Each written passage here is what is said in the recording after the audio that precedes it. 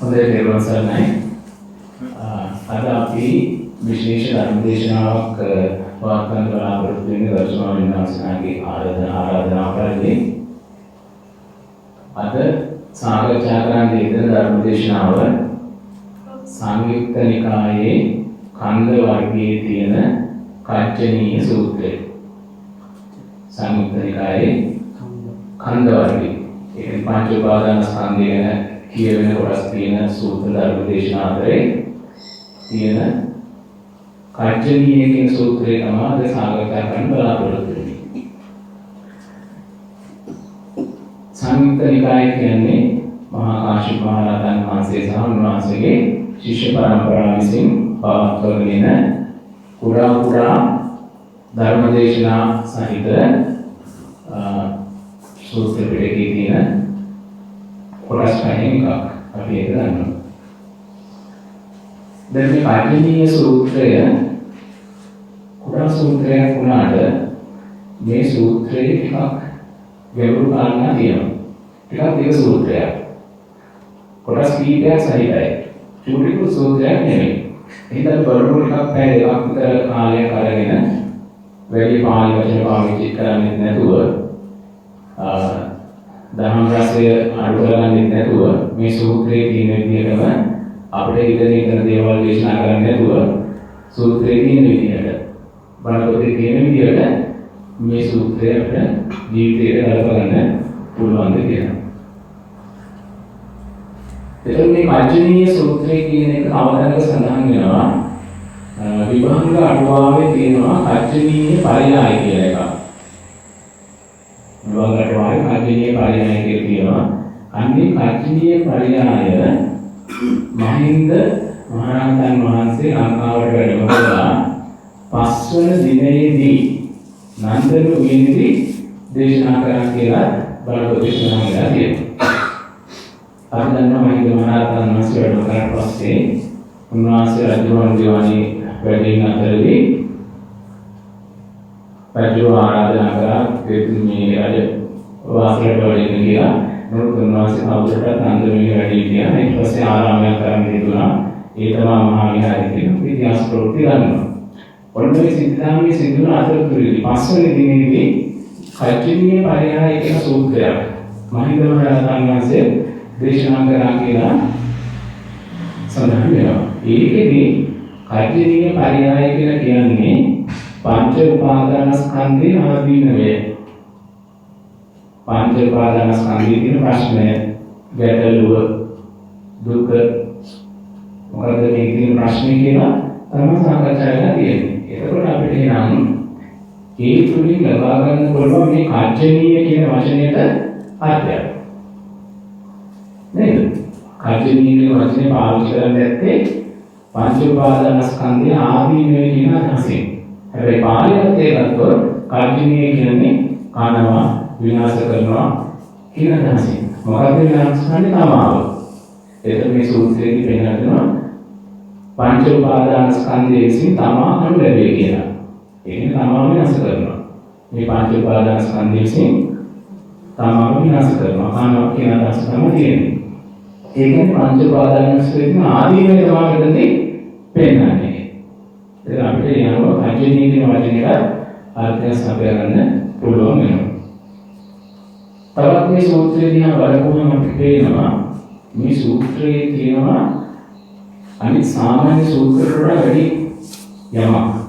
මම එහෙම කියන්නේ හේතුව තමයි මේ සූත්‍රය අධ්‍යයනය කරන යනකොට පේනවා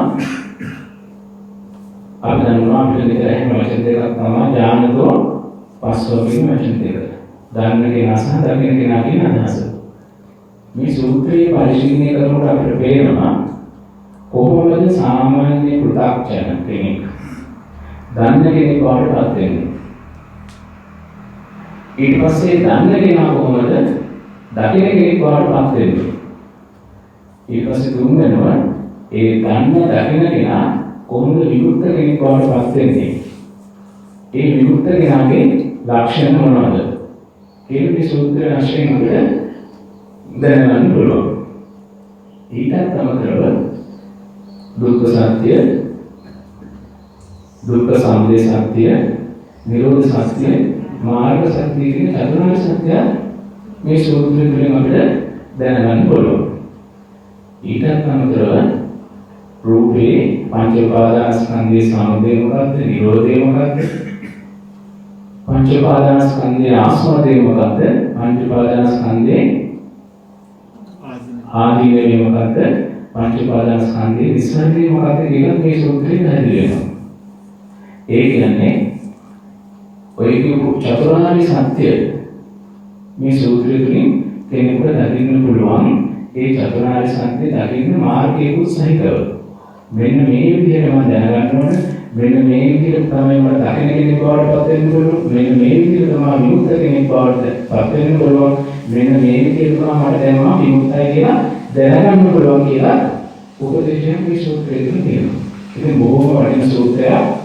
අපිට විතර ඇහෙන්නේ නැති සංයුත්ත නිකායේ මේ කන්ද වර්ගයේ තියෙන කච්චනීය කියන සූත්‍රය.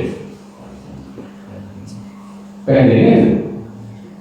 ඒක දැන් බලන්න මේ වගේ තාමත් අපිට මේ වගේ මේ සූත්‍ර ධර්ම අහන්න ඊට පස්සේ අවබෝධ කරගන්න ආසාව තියෙනවා. අපි අවුරුදු 2500 2600 ගත කරලා ගියවනාට අපි තාමත් මේ කරුණු බලපොතේ තියෙනවා. මේ කරුණු දන්න කට්ටිය තාම ඉන්නවා. මේ කට්ටිය මේ කරුණු පෙන්නලා දෙන්න පුළුවන් කට්ටිය වරින් වර ලෝකේ මාතු වෙනවා. විවාහක කොච්චර වාසනාවන්තද නේද?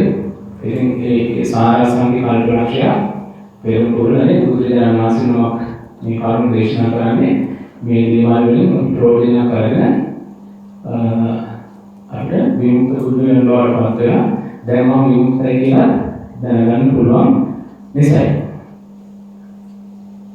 ඉතින් අන්නේ කාරණාව සිහි කරගෙන අද නිවි ප්‍රකාශනස්ක දවසේ අද මේ පොයේ දවසේ අපි එහෙනම් ඒ සායේ බුදුහාමුදුරුවෝ අපි සිහි කරගෙන අපි තුන්වරක් නේද?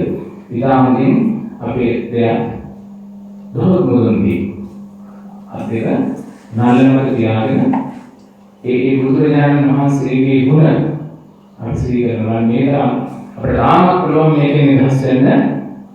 ඒ වගේ ධර්මයක් අපිට දේශනා කරන ඉතුරු කරන දීපු බුදුරජාණන් වහන්සේ මහා සංඝරත්නයේ ධර්මස්කන්ධය සිහි කරගෙන අපි තුන් බුදුහාමුදුරන්ගේ ගුණ සිහි කරගෙන අපි කරන්න ඕනේ. ඒ වගේ කොහොමද ගුණ කරන්නේ? නවෝදස්ස. නවෝදස්ස කියන්නේ න මෝහ අස්ස. මෝහන්දකාරය කියන්නේ මොහේ කියන්නේ අස්ස කියන්නේ තියෙනවා කියන්නේ. මොහේ නැති බව ඉඳලා තියෙන්නේ. නේද? නමුත් ස්වභාවිකවම භාග්‍යවත් කරනකොට භාග්‍යතුනේ සාරසං කල්පනාක්ෂය පොරොන් කරන මේ පු탁ජන ගෝත්‍රේ කඩාපද දාන ආදී පුත්‍රමාවයට පත් වෙලා ඒක අපිට කියලා දීලා මේ තුන් ලෝක ප්‍රාප්තන සියලු සතුන්ගේ ශාස්ත්‍රඥ වාසයේ ඉදිරි වැඩි කරන මාසාව ගුණය තිබුණ නිසා මේ ගුණය ඉතිරිලා නේද? හරි. ආරම්භෝනේ ආරම්භ වාසී පිළිසුන් නැසුව ප්‍රේම පිටුම් වලට සුසුසු රාසෙමත් බව මොකක්ද බවයි ඉතිරිලා මේ ගුණ හදවල ඉතිරිලා නේද? ආනන්දෝ කියනවා ඒක ගුණ හන්දක් ඉතිරිලා ඒක ගුණයක් නෙමෙයි ගුණ හන්දක් ඉතිරිලා ආනන්දෝ සම්මා සම්බුද්ධ ස්වයං භූමයාණයකින් තමා තුළින්ම පැනගිත්ති යම් ඥානයකින් ලෝකයේ දැක ස්වයං භූ තමා තුළින්ම පැනගිත්ති ඥානයකින් ලෝකේ චතුරාර්ය සත්‍ය අවබෝධ කරගත්තු කෙනා කියන අදහස ඇතිව තුන් පාරක් අපි නමස්කාර කරන්න ඕනේ. ඊට පස්සේ අපි මේ තුන් ධර්ම දේශනාව ශ්‍රවණය කරන්න මේ අපේ පාසලවලට ඉන්න වෙන්න පුළුවන් දේවල් වෙන්න පුළුවන් කවුරු හරි කෙනෙක් ආසාවෙන් ඉන්නවා නම් මානුෂ්‍ය අමනුෂ්‍ය කවුරු හරි කෙනෙක් ඉන්නවා නම් මේ සියලු දෙනාටම මේ ධර්ම දේශනාව ශ්‍රවණය කරලා මේ දැන් ධර්ම දේශනාව අහගෙන හිත සතුට කරගෙන ඉන්න අය දිහා බලන සතුට වෙලා නේද? යම් පිනක් හදාගන්න පුළුවන් නම් මුලිකයක් හදාගන්න පුළුවන් නම් එයාට ඒ විදිහට සිද්ධ කරගන්න කියලා අපි ආරාධනා කරන්න ඕනේ නේද? ඒගොල්ලෝ කැම්පේන් එකක් නැහැ අපි ආරාධනාවක් කරවෙන්න නේද? අපි ඒගොල්ලන්ට ආරාධනා කරමු නේද? කවුරු හරි කෙනෙක් ඉන්නවා නම් මේගොල්ලෝ මේ ධර්ම දේශනාව අහලා සතුටින් ඇතිවලා උසාව කරගෙන මේ පරිශ්‍රයෙන් විමුක්ත කුලයන්වලට වෙන ආසනාව තිබේවා. ඉතින් පළමුවෙන් අපි නමස්කාරය කියමු. ධාමදී බුදුරජාණන් වහන්සේට වන්දනා කරමු. අන්තිමව තුන්වන සාදුකාර දීලා ආරාධනා කරන සියලු දෙනාට මේ වගේ මෙතන දැල්ලින් මේ කටයුතු දිහා බලලා සතුට වෙන්න කියලා. අපි ඉස්සෙල්ලා කොහොමද පු탁ජන භාවයේ ඉඳලා දේවල් දන්න කෙනෙක් බවට පත් වෙන්නේ.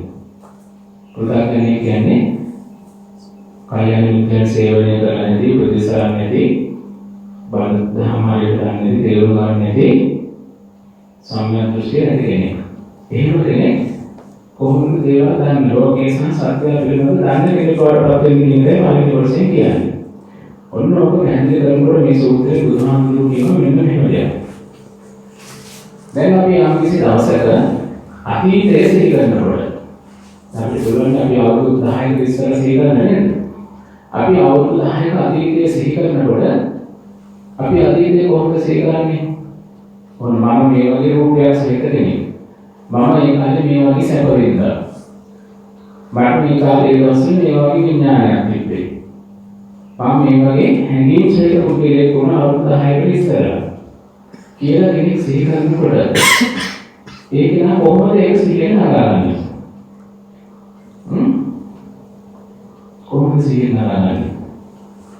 දැන් අපිට මේ ලෝකයේ පිළිබඳ යම් ධර්මයක් ලබා ගන්න නම් ආයතන 6 ඕන නේද? ආයතන 6 ඕන. ඇස, කන, නාසය, දිව, ශරීරය, මන කියන ආයතන 6 ඕන. දැන් අතීතයේ අපේ ආයතන 6ම අරන් යන්න පුළුවන්ද? අතීතයේ අපේ ආයතන 6ම අරන් යන්න බැහැ. අපිට අරන් යන්න පුළුවන් ඉන්නේ එකම එක ආයතනය. මොකද ඒ ආයතනේ සිත මන ආයතනය. දැන් ඉතින් අපි අතීතයේ සිහි කරනකොට පාවිච්චි කරන්නේ සිත කියන මන ආයතනය කියලා වැඩ කරන්නේ. මොන දැන් මන ආයතනය පාවිච්චි කරගෙන අපි අතීතේ කල්පනා කරනවා.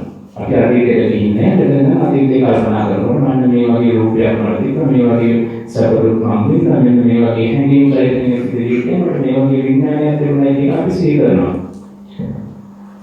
දැන් මේ සිහි කරන අතීතය මේ වෙලාවේ කියනවද? මේ හරිනේ. ඒ අතීතේ නිරුද්ධයි නේද? හටගන්නේ නැහැ අවරවත් යන්නේ කියලා දැන් අවුරුදු 20 ඉස්සර අවුරුදු පාසල් කියන 50කට ඉස්සර ඉස්සර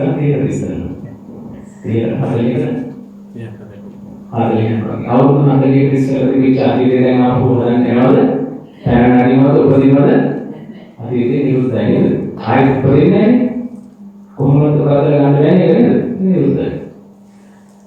එහෙනම් නිරුද්ධ වෙලා තියෙන අතීතයක්.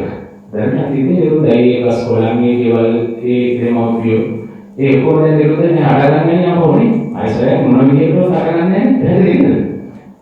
ඒ එක්ක විපරිණාමයකට ලක් වෙලා තියෙන පරණකයේ විපරිණාමයට ලක් වෙලා තියෙන. මේ පරණකයේ දැන්නේ ඒක කියන්නේ අලුතින් එකතු කරලා පරණකයේ අයින් කරනවා නේද? වෙනස් වෙන කට්ටිය නෙමෙයි.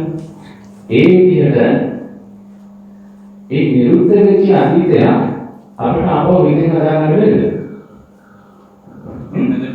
විඳින්න හදාගන්න පුළුවන්. නිරුද්ධ වෙච්ච අතීතය අපිට හිතෙන් හදාගන්න පුළුවන්. අපි උදාහරණයක් ගමු. අපි දැන් මේ අවබෝධ උදාහරණයක් ගන්න ඉඳලා අපේ ගෙදර ඉස්සරහ තිබුණ ලොකු අවගහනක්. තාමත් තියෙනවා ඒක.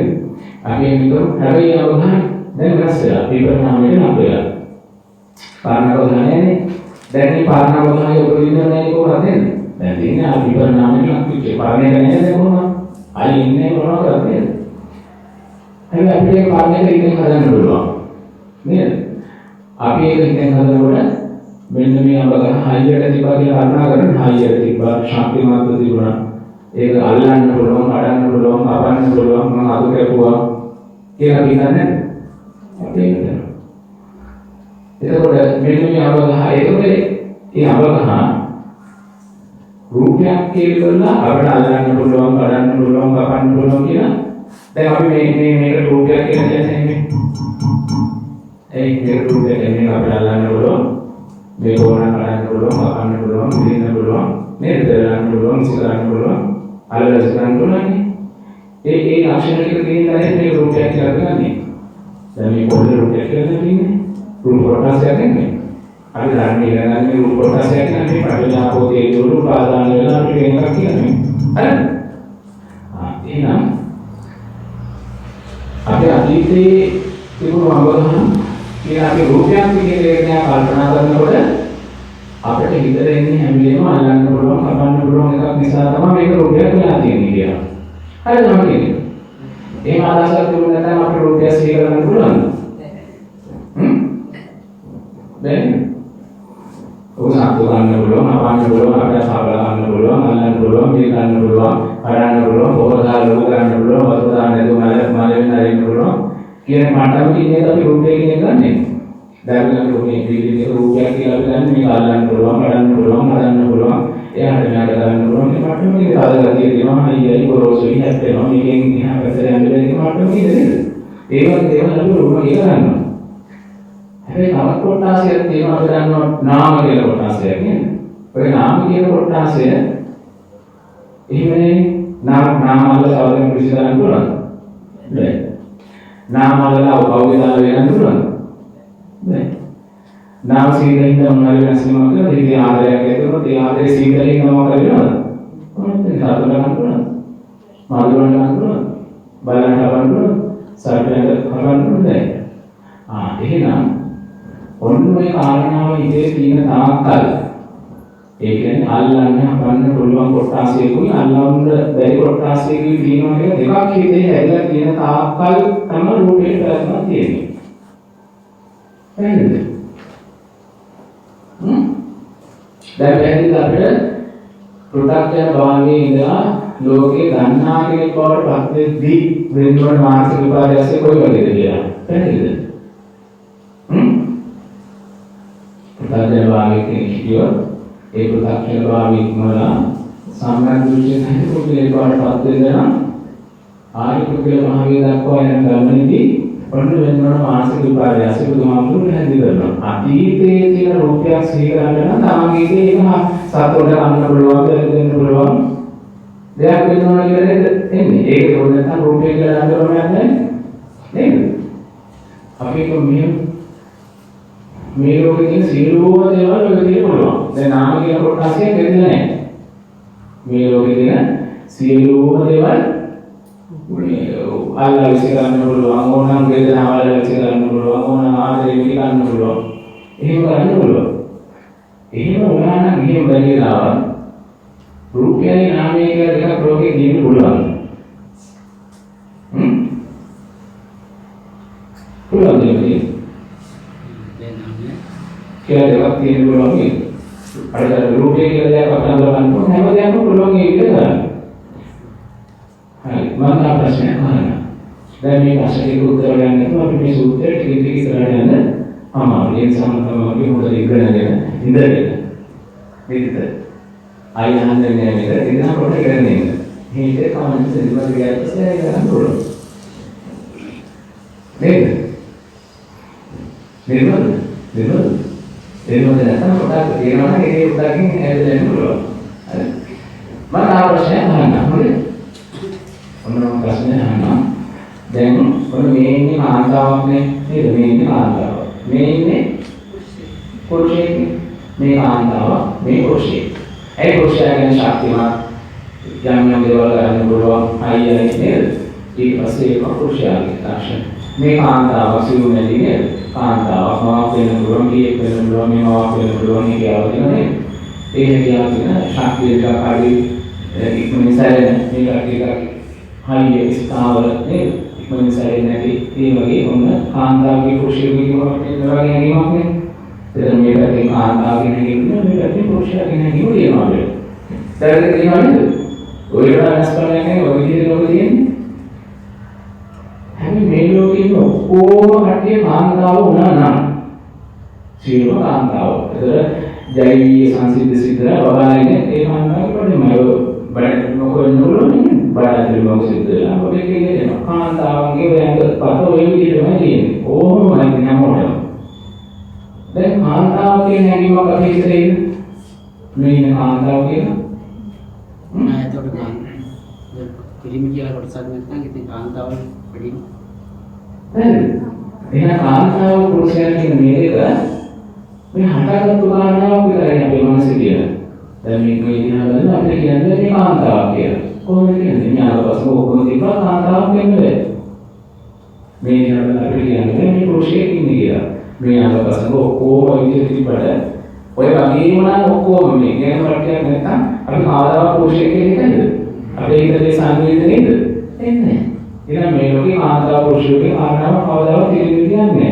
අන්න සාරසංග කල්පලක්ෂය පෙරම් කළ බුදුරජාණන් වහන්සේ නමක් අපිට පෙන්නලා දෙන්නේ. මෙන්න මේ වගේ දේවල් මේ අපේ මනසේ හටගත්තු කාරණා පමණයි. නේද? අපේ මනසේ තියෙන හටගත්තු කාරණා පමණයි. දැන් මේ මහත්යාගේ අවල මේ පුරුෂයෙක් කියලා කියන්න බැරි නම් මේ රෝණ මහත්යාගේ අවල මේ කාන්තාවක් කියලා කියන්න බැරි නම් ඒ අපි කරනවා නම් මේ කරන්න බැරි දේ අපි කරනවා නම් ඒ කරන්නේ අපේ මනසට මේ පිළිබිඹු වෙනවා පමණයි මේවා. විරුගෝ තියෙන වතුර නැත්නම් විරුගෝ වෙනවා වගේ පුරුෂයෙක් නැත්නම් පුරුෂයෙක් වෙනවා අපිට. අපි විශ්වාස කරන්නේ පුරුෂයෙක් කියන හැබැයි ලෝකෙ ඔක්කොම ඉන්නකටි පුරුෂයෙක් වුණා නම් කවදාවත් මේ අපි එන්නේ දෙකල මේ පුරුෂයෙක් කියලා කියන්නේ මේ පුරුෂයෙක් කියලා කියන්නේ මේ පුරුෂයෙක් කියලා කියන්නේ හැමදාම මේ පුරුෂයෙක් විතරයි. කාන්තාව නම් ඉන්නේ ඔක්කොම නෙවෙයි කාන්තාව විතරයි. ඒකම පුරුෂයයි කාන්තාවයි කියන දෙන්න අතර සංසන්දනයකින් තමයි අපි හිත ඇතුළේ හටගන්නේ මේ කාරණාව. අන්න බුදුරජාණන් වහන්සේ කියනවා රූපය කියන්නේ ඒ වගේ කාරණාවක්. රූපය හටගන්නේ කොහොමද? අන්න අර මෙසි මාතුරුවන්ගෙන් හානි වෙන්න පුළුවන් කියන අපේ හිතේ අදහසක් තියෙන හින්දා ඒ අදහසත් එක්ක තමයි මේ රූපය කියන සංඥාව අපේ හිතේ ඇතුළේ තියෙන්නේ. ඒක තිබුණේ නැත්නම් මේක කවදාවත් රූපයක් කියලා අපේ හිතේ ඇතුළේ පදින්නේ නැහැ කියලා. එහෙමද? බලන්න ප්‍රශ්න දිහා අහන්නේ.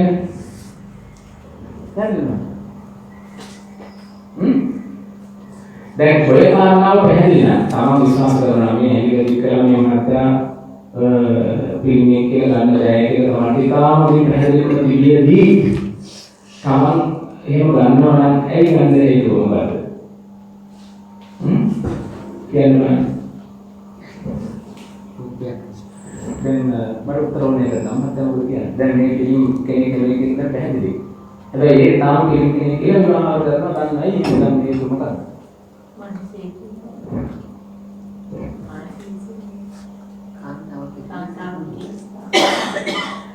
දැන් මනසේ කාන්තාව කියලා විශ්වාස කරන්නේ නැහැ. දැන් බුදුහාමුදුරන් වහන්සේ නමක් ලෝකෙ වැඩම කරලා ධර්ම දේශනා කරනකොට අර පිරුදුදු පිළිමෙන් මොහාන්තකාරය නැතිලා යනවනේ. දැන් මොහාන්තකාරය තාවකාලිකව කෙරෙන්න ගියා. දැන් අපි කියන්නේ පිළිමේ කියලා මොකද අපි උදාහරණයක් ගන්නවා. මේ පිළිමයක් කියන කාරණාව මේ කාන්තාවට දුර වෙලාගෙන නැහැ කියලා. මේක නැත්තම් මේක නෑ. මේ ඇතිකල්ලි තමයි මේ තියෙන්නේ. අනිවාර්ය පරිසම්පාදයේ හේතු විදියට. මේ ඇතිකල්ලි පමණයි මේ තියෙන්නේ. මේ ඇතිකල්ලි පමණයි මේ තියෙන්නේ. ඉතින් ඒක නවදාවත් කරන්නේ නේද? පායවලින් පාවිච්චි කරනවාට අපි බුදුරජාණන් වහන්සේ දේශනා කරපු ධර්මයේ තමයි මේ කියන්නේ. ගැඹුරු අර්ථ සහිතයි නේද? මෙන්න මේක ඇතිකල්ලි පමණයි මේක ඇතට කියන්න පුළුවන්. මේක ඇතිකල්ලි පමණයි මේක ඇතට කියන්න පුළුවන්. මේ අනුෝමන පත්‍ය සම්බන්ධතාවයෙන් හදාගත්තු එක මේක විතර බලලා මේක කියනවා කියලා කියන්න පුළුවන්ද? මේක විතර බලලා කියන්න බෑ. මේ දෙන්නාගෙන් තමයි මේ පැන කියලා කියන්නේ. මේ අදහස එන්නේ. පැහැදිලි නේද? එහෙනම් අපි තාමත් ඒක හොඳට දැනගන්න. ඒක අපි තාම බාරගන්නේ. මොකද හේතුව?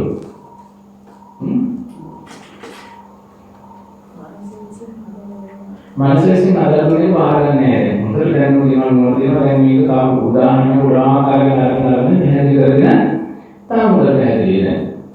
ඇයි බාරගන්නේ? ඒක බලන්න දැන් මම මේ දැනගන්නයි බාරගන්නේ කියන මොකද හේතුව?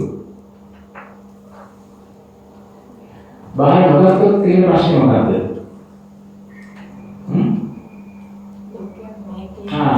ඒක ප්‍රශ්නයක් තියෙනවා. දැන් ලෝකේ කැලලා කැලෙන්නේ යන්නේ. ඒක අලුත් ප්‍රශ්නයක්. පැහැදිලිද? කක් ප්‍රශ්නයක් හරි. මොකද මේ මාර්ගය නැත්නම් ලෝකේ කැලලා කියනවා. මේක දෙකයි. මේක තුනයි.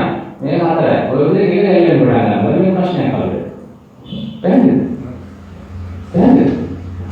අපිට භාගයේ ඕන නම් භාගයේ ආස නම් ලෝකේ ආස නම් අපිට මෙහා තියාගන්න වෙනවා.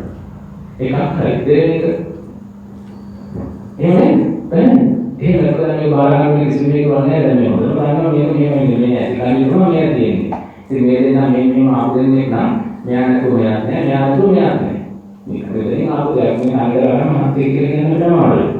එහෙම ඒකත් හොඳට දැනගලා තියද්දී අපි මේක බාරගත්තේ නැත්නම් එයා අපේ ගැලෙනවා. කාන්තාවගේ කාරණා ගැලෙනවා.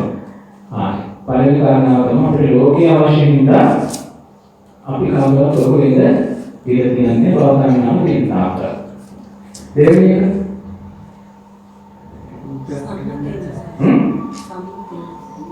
සම්මුතිය විතරයි.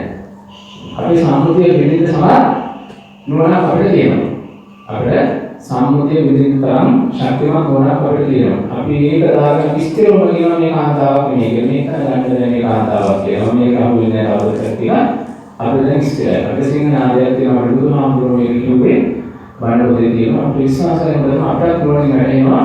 අපි නම් කවුරුටත් පාර ගන්න නැහැ කියලා. ඒ ලෝකේ කැලලා ගැලවෙන එක අපි ඒක පාර ගන්නවා. හරිද? අනිත් තේරුම තව ඉදිරියට තියෙනවා.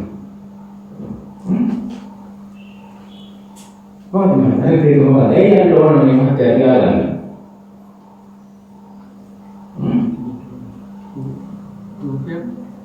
ඔයයන් ඉතින් රූපේ අපි රූපය තියෙනවා හරි. මහත්ය මේ කියලා දැන් ගන්න රූපය දෙවිතරේ. හැබැයි මහත්ය මොනේ කියලා මම මේ මහත්ය මොන අපේ පිළිමි කෙනෙක් ඕනේ නේද? පිළිමි කියලා හිතන්න ඕන. සංඥාවත් අපි ඒක රූපේ කරන්නේ සංඥාවත් ඒ විදිහමයි කියලා දැනන්නේ එකක් තමයි හදාගලා තියෙන්නේ. සංඥාවක් හොඳට දැන් මේ තාමතෝනේ එකක් අපේ ලෝකේ කොටසක් දෙවෙනින්ද. පැවැත්මේ ලෝකේ සහ මගේ පැවැත්ම යනවන. ඒ නිසා අපි අයින් කරන්න තු තියාගෙන හරිද? ඔව් මොකද? හරිද? කාමසමයින්ද. අපේ කාන්තාවෙන් කරොත් ප්‍රශ්නයක්. දැන් හරිද? අපේ මාසෙක ඉඳිලා කියන්නේ හරිද? කාන්තාවෙන් කරොත් ප්‍රශ්නයක්. පුරුෂයන් කරොත් මම පුරුෂයෙක් නෙමෙයි කියලා බාරගත්තොත් මට මාන ප්‍රශ්නයක් වෙන්නේ. මම ඒක වෙද දෙන්නේ නැහැ නේද? හරිද? හරිද? දෙවෙනි ක්‍රම කාම කරනවා. හරිද? එකක් තමයි ලෝකයේ කොටසක් ගැලවෙන්න ලෝකයේ ක්‍රියාත්මක වන නිසා භව තණ්හාව නිසා අපි මෙයා අපේ උනේ නෙමෙයි කියන අවදානකවත් හිතන්න අපි අදහසක් ඇත්තෙම නැහැ. පැහැදිලිද? කාන්තාවක් කියලා හිතන්න ආස නැහැ. මොකද නෙමෙයි කියලා හිතන්න ආසාව නැහැ. ඒකම ගන්න බැහැ. ඒක කාන්තාවක් නැහැ. ඒක ඇල්ලට වැටලා තියෙන ආරෝපණයක් වගේ විතරයි මේක දිහා බලපුවාම. එච්චරයි විතර තියෙන්නේ කියලා අපි බාර ගන්න කැමතිද? තව හේතුවක් තියෙනවා. ඒ තමයි අපේ කාම ප්‍රශ්න එනවා. ඕක දැන් මොහොම පිළිමා කාන්තාව නැති කියලා අපිට මාන ප්‍රශ්නයක් වෙන්නේ. හරිද?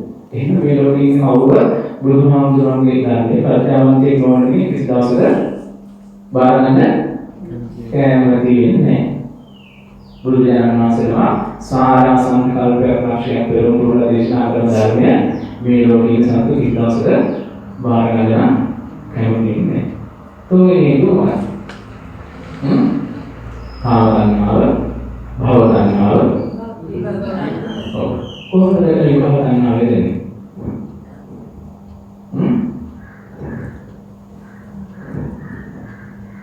කොහොමද භව තණ්හාව? තනකො දැන් මට නිවන් දකින්න ඕන.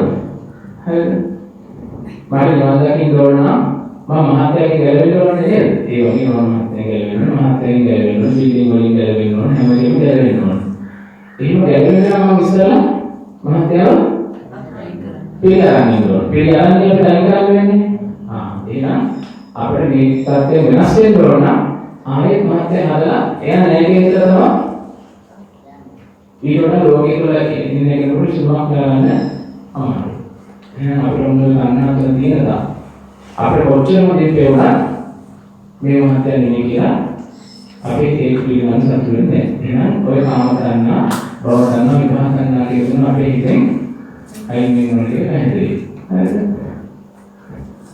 දැන් අතීතයේ තිබුණ රූපයක් අතීතයේ තිබිච්ච අවබෝධන අපිට ඔන්න ඔය විදිහට අපේ හිතේ මේ මැසිමදුරුවන්ගෙන් මේකට හානි කරන්න පුළුවන් කියලා රූපේ කියන අදහස කියන තාක්කල් අපිට අතීතයට යන්න පුළුවන්ද? අපිට යන්න පුළුවන්.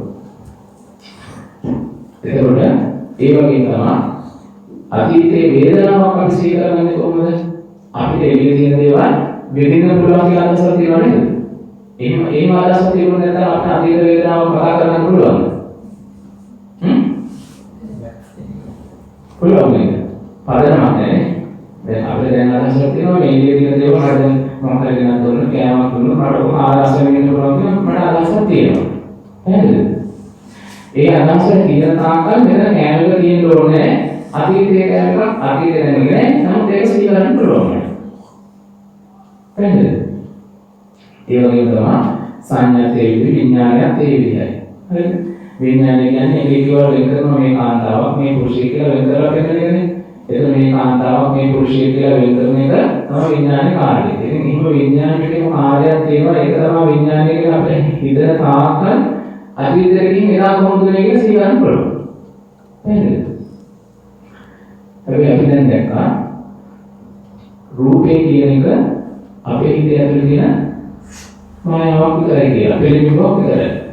කාන්තා පුරුෂයා කියන දේ හිතේ වර්ණිච්ච පිළිබිඹුවක් විතරයි කියලා. අපි අතීතය දකින්නේ ඒ වගේ පිළිබිඹුවක් මම හදලා. නේද? ඒක වර්තමානයේ කාන්තාවක් ඉන්න නිසා පිළිමිනෙක් ඉන්න නිසා පිළිමියා දකින්න කියන මාතේ ඉඳලා එහෙම නෙමෙයි අපේ හිත ඇතුලේ ගොඩනැගෙන පිළිමිනෙක් තමයි අපි දකින්න කියන දේ අපිට දකින්න පුළුවන් වෙනවා. අන්තිම දෙයකට තමයි අපි කියන්නේ ලෝකේ දකින්න කෙනෙක් කියලා. නේද? ඥානතෝ කියන්නේ මොනවද මට්ටමට? ලෝකේ දකින්න පුළුවන් අවිද්‍යාවේ කෙනෙක්. ඒ විදිහට නවගහ කියන්නේ මොකද්ද? පොල්ගහ කියන්නේ මොකද්ද? ලෝකේ කියන්නේ මොකද්ද? කුරුළු ශබ්ද නාද වේදනාව විඥානේ සංඛා සංඥා සංඛාර කියන ඒ දේවල් අපේ හිත ඇතුලේ හේතු නිසා මේකට කලින් මෙය තිබේ කියන ධර්මතාව විදපක්ෂතාවයේ පදනම් කරගෙන අපේ හිත ඇතුලේ හැදිච්ච පිළිවිරු පමණයි කියන එක අපිට දැනෙන්න ඕන. ඕක වෙනද තමයි බුදුරජාණන් වහන්සේ අතීත රූපය සිහි කරනකොට කියන මේ ධර්ම දේශනාව පටන් ගන්න තියෙනවා. අපි දන්නවා අතීත රූපය සිහි කරනකොට කොහොමද ඒ රූප නැහැ. හැබැයි නැති රූප බව අපිට මේ ක්‍රමයෙන් හදාගන්න පුළුවන්. රූපේ කියන්නේ මේ සතුට ගන්න පුළුවන් දෙයක් කියලා හිතන තාක්කල් අපිට අතීත රූපය සිහි කරන්න පුළුවන්. වේදනාව කියන්නේ ඒකේ තියෙන දේක් අපිට විඳින්න පුළුවන් කියන අදහස තිබුණා. අපිට ඒ අතීතයේ ඒක තිබා කියලා ගන්න පුළුවන්. දැන් අපි වේදනාව උදාහරණයක් රූපේ කර්මන්තර බලනවා නේද? අපි වේදනාව බලමු. දැන් අපි දැක්කා දැන් මේ මහත්මයා කියන එක පිළිමයා කියන කාරණාව අපේ හිත ඇතුලේ සකස් වෙන දෙයක් නේද? මේ සකස් වෙච්ච ධර්මතාවය. එහෙම සකස් වුණ ධර්මතාවයක් නම් ඒක එළියේ තියෙන වෙන්නේ කවදාවත් නේද? පුළුවන්. ඒක පුළුවන්.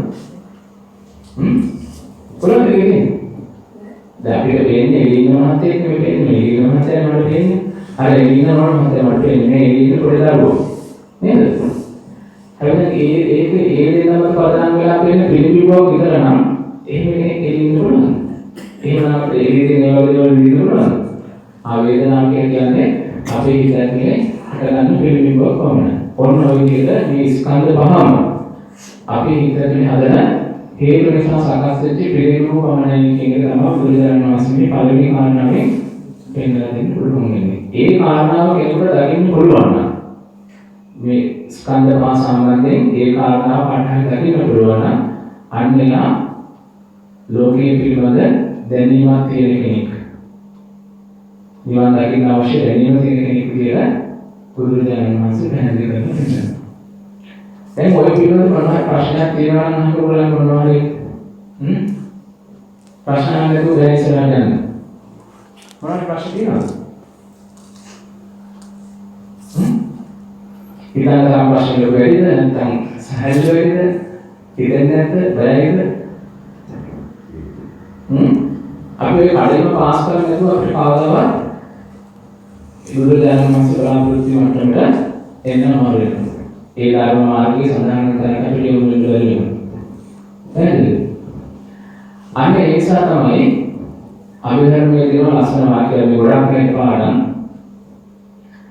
ඒකෙන් කියන්නේ මෙන්න මෙහෙම අදහසක් දෙනවා. මේ පාළි වචනේ පාවිච්චි කරන අහුත්වා සම්භූතන්ති. හරිද මෙතන? අහුත්වා සම්භූතන්ති. හුත්වා න භවිස්සති. කියන අභිධර්මයේ සඳහන් වෙනවා විභංග පිටකේ ඔය සුතමේ ඥාන විස්තර කරනකොට සුතමේ ඥාන අතරේ ගෝචර ඥානත් ඥානය කියන තැන විස්තර කරනකොට බුදුහාමුදුරුවෝ අභිධර්ම පිටකයේදී ඔන්න එකක් දේශනා කරනවා. මොකක්ද කියන්නේ? අහුත්වා සම්භූතන්ති හුත්වා न භවිස්සති. හුත්වා න භවිස්සති. තමක් දේවල් ඉස්සර කරනකොට මොකක්ද ඉස්සර කරනවා? රූපය පිළිබඳව, වේදනා පිළිබඳව, සංඥා පිළිබඳව මේ හැම දෙයක් පිළිබඳව විශ්වාස කරනවා. ඒකේ පළවෙනි කොටසෙන් කියන්නේ අහුත්වා සම්බෝධන්ති කියන්නේ පැවැත්මක් නැති තැනකින් පැවැත්මකට ඇවිල්ලා. දැන් කාන්තාව සහ පුරුෂයා කියන පැවැත්මක් නැති තැනකින් සංහාව නිසා පැවැත්මකට ඇවිල්ලා. පැවැත්මක් නැති තැනකින් පැවැත්මකට ඇවිල්ලා. පැහැදිලිද? අහුත්වා කියන්නේ පැවැත්මක් නැති තැනකින්. සම්බෝධන්ති කියන්නේ පැවැත්මකට ඇවිල්ලා. භූත කියන්නේ පැවැත්මකට ආපුවම අපි දන්නවා. ඒක භූත සාවදීන කර්ම සූත්‍රයේ තියෙන භූත ආයතන කියන්නේ පැවැත්මකට ආපුවාට. ඒ වගේ අහුත්වා කියන්නේ නොපැවැත්මකින් මේ පුරුෂයාගේ කාරණාව නොපවතින තැන මේ වෙලාවේ පුරුෂයාගේ කාරණාව පවතින නැතුව තියෙද්දි කාන්තාව සහ පුරුෂයාගේ කාරණාව පැවැත්මකට ඇවිල්ලා අහුත්වා සම්බෝධන්ති. මේ වෙලාවේ කාන්තාව සහ පුරුෂයාගේ එක මේ වෙලාවේ පවතින නැතිකොට අවිද්‍යාව සහ තණ්හාව කියන කාරණාවෙන්ද තණ්හාව තුන් ආකාර තණ්හාව පිළිවෙත් ඒ තුන් ආකාර සංහාවෙන්ද දැන් මේ දෙක පැවැත්මකට ඇවිල්ලා අහුත්වා නොපවතින තැනකින් පැවැත්මකට ඇවිල්ලා අහුත්වා සම්බෝධන්ති. ඒ පැවැත්මකට ඇවිල්ලා වගේ පේන අය දැන් අපි පේන දෙවි වාක්‍ය කියන්නේ එහෙම පේන අය මේ මහත්ය අපිට පැවැත්මක් තියෙනවා කියලා මේ වන්නාස්නේ පැවැත්මක් තියෙනවා කියලා පේනවා. එහෙම පැවැත්මක් තියෙනවා වගේ පේුණාට හුත්වා කියන්නේ පැවැත්මක් තියෙනවා වගේ ඉන්නවා වගේ පේුණාට මේ මහත්ය ඉන්නවා වගේ දැන් මෙතන ඉඳන් ඉන්නවා වගේ පේුණාට හුත්වා න කියන්නේ ඒ කියන එක භවිෂ්‍යති කියන්නේ පවතින්නේ නැහැ කියන එක. මේ ඉන්නවා වගේ පේුණාට මෙතන එහෙම පැවැත්මක් නැහැ කියන එක. නේද? නොපැවැත්මකින්ම පැවැත්මකට එනවා ඉන්නවා වගේ පේුණාට එතන පැවැත්මකුත් නැහැ කියන එක. බලන්න කොච්චර අසරණේ ධර්මයේ කියන්නේ හුත්වා අහුත්වා සම්බෝධන්ති හුත්වා භවිෂ්‍යති. ඔබ බලන්න මේ අග්‍රම පිටකේ අග්‍රම පිටකේ වල සූත්‍ර පිටකේ කුද්දක නිකායේ තමයි තියෙන්නේ පටිසම්භිදා මග්ග කියන එකේ නේද? තමයි ඉස්සර ගන්න ඥානය අග්‍රම මේ සූත්‍ර පිටකේ කුද්දක නිකායේ පටිසම්භිදා මග්ග ප්‍රකරණේ ඥාන කතා කියන තැන සුතමේ ඥාන විස්තර කරනකොට සුතමේ ඥාන වලින් එක ඥානයක් තමයි ගෝචර ඥානත් ඥානය කියන්නේ. අන්නේ ගෝචර ඥානත් ඥානය තමයි විස්තර කරේ එකක්. නේද? හරි. එතකොට අන්න ගන්නේ කාරණාව. අවගහ අපිට දැන් මේ විදිහට තියෙනවා වගේ පේනකොට එහෙම අවගහ කියන ප්‍රාත්මක විතර නෑ කියන එකයි ඔය විස්තර කරන්නේ. අවගහ කියන එක වෙනත් හේතු නිසා අපේ හිතේ හටගත්ත තවත් එක පිළිබිඹුවක් විතරයි. තවත් හේතු බලපාලා තවත් ගොඩාක් හේතු බලපාලා ඒවත් එක්ක සංසන්දනය වෙලා අඹගහක් කියන ප්‍රයත්න වල ඇවිල්ලා තියෙනවා. හරිද? පැහැදිලිද? අපි ඒක ටිකක් අමාරුනම් අපි තවත් එකක් ගමු. මොකද මේ පරිවර්තනයේ මානසික නැතුව කවදාවත් අපිට මේ පුතග්ජන ගෝත්‍රය කඩන්න බැහැ කියලා මම මේ කියන්නේ කවුද? දේශනා කරලා තියෙන්නේ බුදුරජාණන් වහන්සේ. මේ සූත්‍රයේ පළවෙනි කොටසින් කියන්නේ ඒක තමයි නේද? එතකොට අපි තව උදාහරණයක් ගමුකෝ. දැන් මේ වාහනේ අපි ඉස්සර කරලා කොහොමද කියන්නේ වාහනේ? අපි එකක් ගමු මේ උසයි කියලා අදහසක් තියෙනවා නේද? පැහැදිලිද? මේ වෙනකොට හැමෝගෙම උත්තරයක් වුණා. දාගෙන නෑ උත්තර දෙන්න. දාගෙන නෑ උත්තර දෙන්න ඕනේ. ඒක ඒසි ප්‍රශ්නයක් නේ. හරි. දැන් මේ වාහනේ උසයිද? කියන්නේ උසයිද? ඈ? උසයි. මොකද මේ උසයිද? ඈ? උසයිද? ඈ?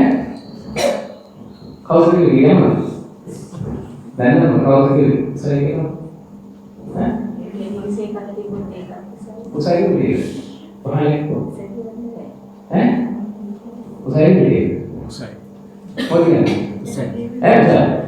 වගේ පිටපස්සේ අපි ඔයාලම කියන්නේ මේ උසයි වාහනේ උසයි විදියට.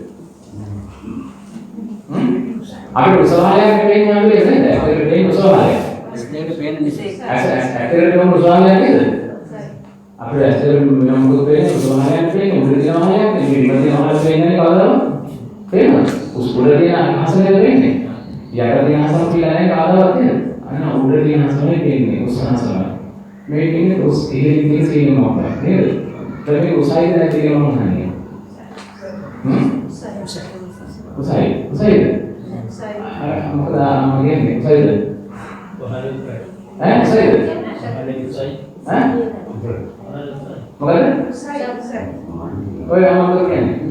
වහල උසයි කියන්නේ. ඔය අමතක කියන්නේ. උසයි. අර කෙරවලේම මොකද කියන්නේ? අන්තිම උසද නැද්ද? උසයි. මොකද කියන්නේ? අපිට වැඩි උසයි. මොකද කියන්නේ? අපිට වැඩි උසයි. හරි. දැන් අපිට වැඩි උසයි කියලා ගත්තොත් මේක ආසවෙන් අපිට නතර කරන්න පුළුවන්ද? උසලයක් තියෙනවනේ. මේක උසයි හොඳයි කියලා කියන්න පුළුවන් නේද? අපිට උසයි කියලා අපිට මේක තේරෙනවා නම් අවසයි නියමයි කරේනවා ටිකක් උස්නානන්දයි අපිට පාත්‍රණය කියලා ඕන තරම් ඕක කතා කරන්න පුළුවන් නේද? තණ්හාව උදවන්න පුළුවන්. ඒකෙන් තණ්හා ෂය වෙනවද? මේ තාම අඩියක් විතර මම මුස් කරන්න කියලා කිව්වොත් නම් දෙන්නේ කියලා ඔය වාසනාව මේක කෑවේ තරහ ගන්න බැරිද? බැරිද? නේ? මේ වෙලෙන්න පුළුවන්ද? ප්‍රාණ කරනවා මොකද කියන්නේ? උසයි කියන්නේ. ඒක පන්සල විතර එන්නත් මේ දැන් ධර්මයේ තේරෙන්න තකවම මේ වැඩ කරන්නේ. දැන් උදුල් ගන්න නේද පන්සල මේ විතර ඒක උදුල් ගාවා. ඒක මොකක්ද තේරෙනවද පන්සල උදුල් ගාවා. උසයි කියන්නේ. බලයි. හරි. කොහොමද ඔයාලා උසයි කියලා කියන්නේ?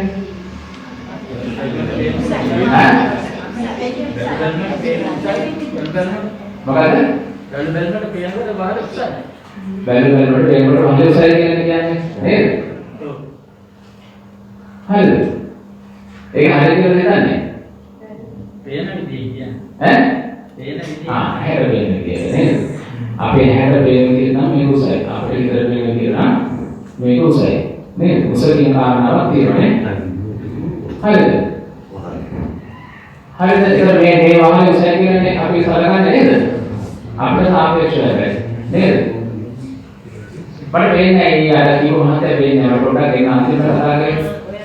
ඔව් මට මොනවද වෙන්නේ? පොඩ්ඩක් ඉස්සරහට එන්න ඔය උසයි කියන්නේ හරි වෙන්නේ. හරි. දැන් මේ වහලේ උසයිනේ නේද? පොඩ්ඩක් කියන්නේ මේ වහලේ උසයි කියන. ඒ අපිට සාපේක්ෂව නේද? ඔව්. හැබැයි මහත්තයා හිතේ නැත්නම් මේ වහලේ උසයි නේද? අපි කවුරුත් නැතේ කියලා නැත්නම් අපි කවුරුත් නැහැ මෙතන පාරවන්නේ. ඔය බෙලේ නෑ ඒක මේ උසයිද නැද්ද? කොහොමද වහල උසමනේ? හරි. අපි මෙහෙම කරමු. වහලේ උස කියන්නේ පොළොවට සාපේක්ෂව නේද? පොළොවේ දැන් උස පොළොවේ දැන් වලුත් ඒක පොළොවට සාපේක්ෂව වලුත් මේ වහලේ සවහලයක් ගන්න පුළුවන්. හරිද? එතන මීට වඩා සවහලයක් ගත්තොත් මේක මිලි වහලයක් වෙලා ඒ වහලේ සවහලයක් වෙනවා. ඒ අවස්ථාවේදී නේද? තව එකක් තිබුණොත් ඒක තව එකක් තිබුණොත් ඒකත් තව උස වෙලා මේ වහලේ හොඳම මිලි කපවට වත් වෙනවා. එතන අපි කියන්නේ අද මම ධර්මයේ දේශනා කරපු පාසලේ තිබිච්ච මිලි වහලේම මිලි වහලයක් තිබ්බේ. ඒක රස්නේ. ඒක වුණා මට දෙලින් කියන්න පුළුවන් ඔය විදියට. උස වහලයක් තියෙන පාසලක දේශනාවක් මට කියනවා අද උස වහලයක් තියෙන පාසලක දේශනා කරේ කියලා. හැබැයි කවදාවත් උස වහලේ මිලි වහලයක් දැකපු නැති කෙනෙක්. හරි උසහාන විවහාන දෙකම දෙකම මේ වහලේ පොඩි දා ඉස්සර ගන්න. මේක උසහානයක් විවහානයක් කිසි දවසක කරන්නේ. කොහොමද මේ වහලේ ඉස්සර කරන්නේ? මේක උසහානයක් කියන්නේ නැහැ පිට වහලක්. උස කියන්නේ නැහැ. ඒක වහලයක් වහලක් පැහැදිලිද? එහෙනම් උස පිටි කියන ඒවා අපේ හිතේ හැදෙන එකක් නෙමෙයිද?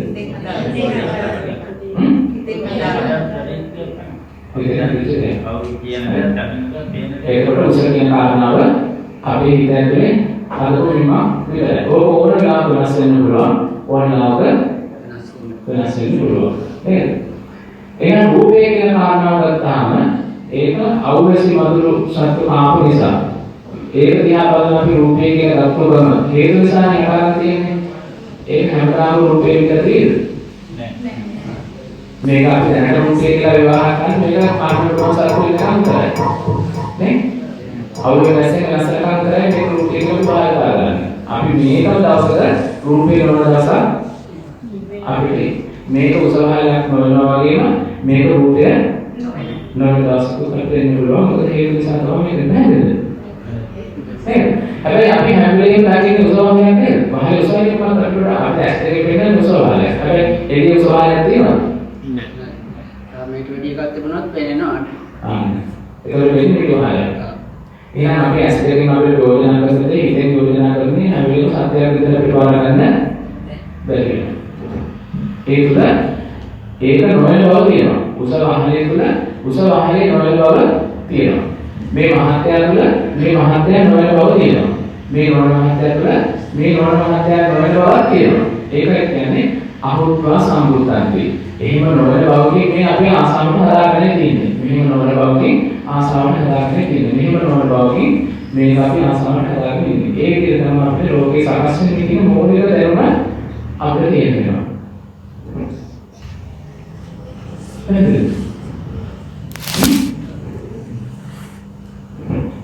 අපි උදාහරණයක් ගමු.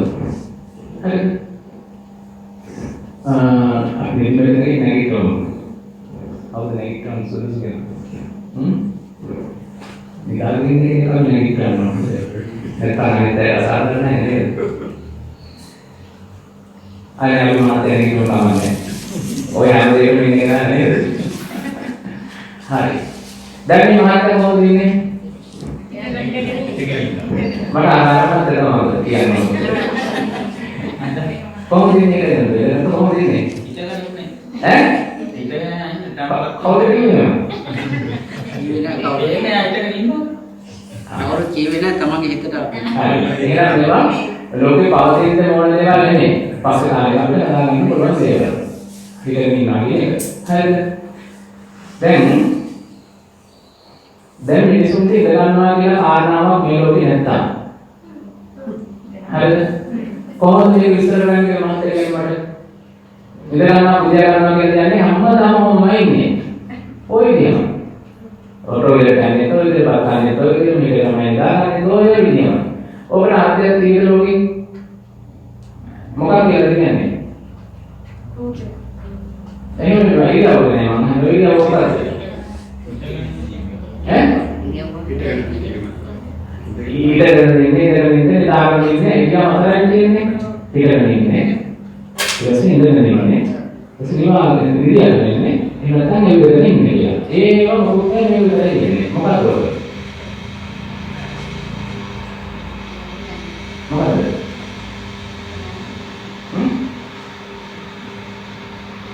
මොකක්ද?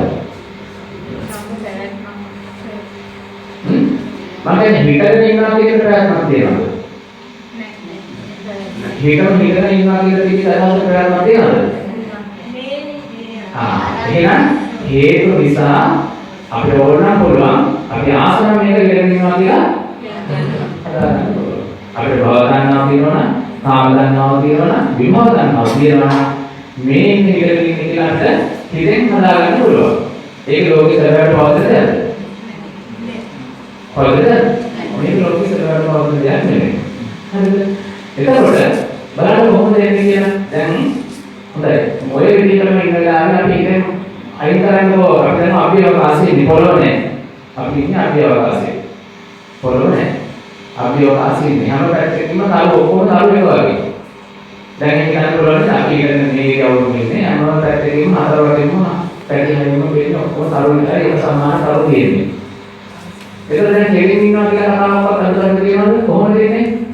තේරින් ඉන්නවා කියන අදහස ඉන්නේ පොළොවත් එක්ක. පොළොව නැත්නම් මේ විදිහට අභිවකාශයේම මැටීරියල් එහෙම පොළොව නැතුව කොහොමද ඉන්නේ? පාවෙලා වගේ කොහොමද?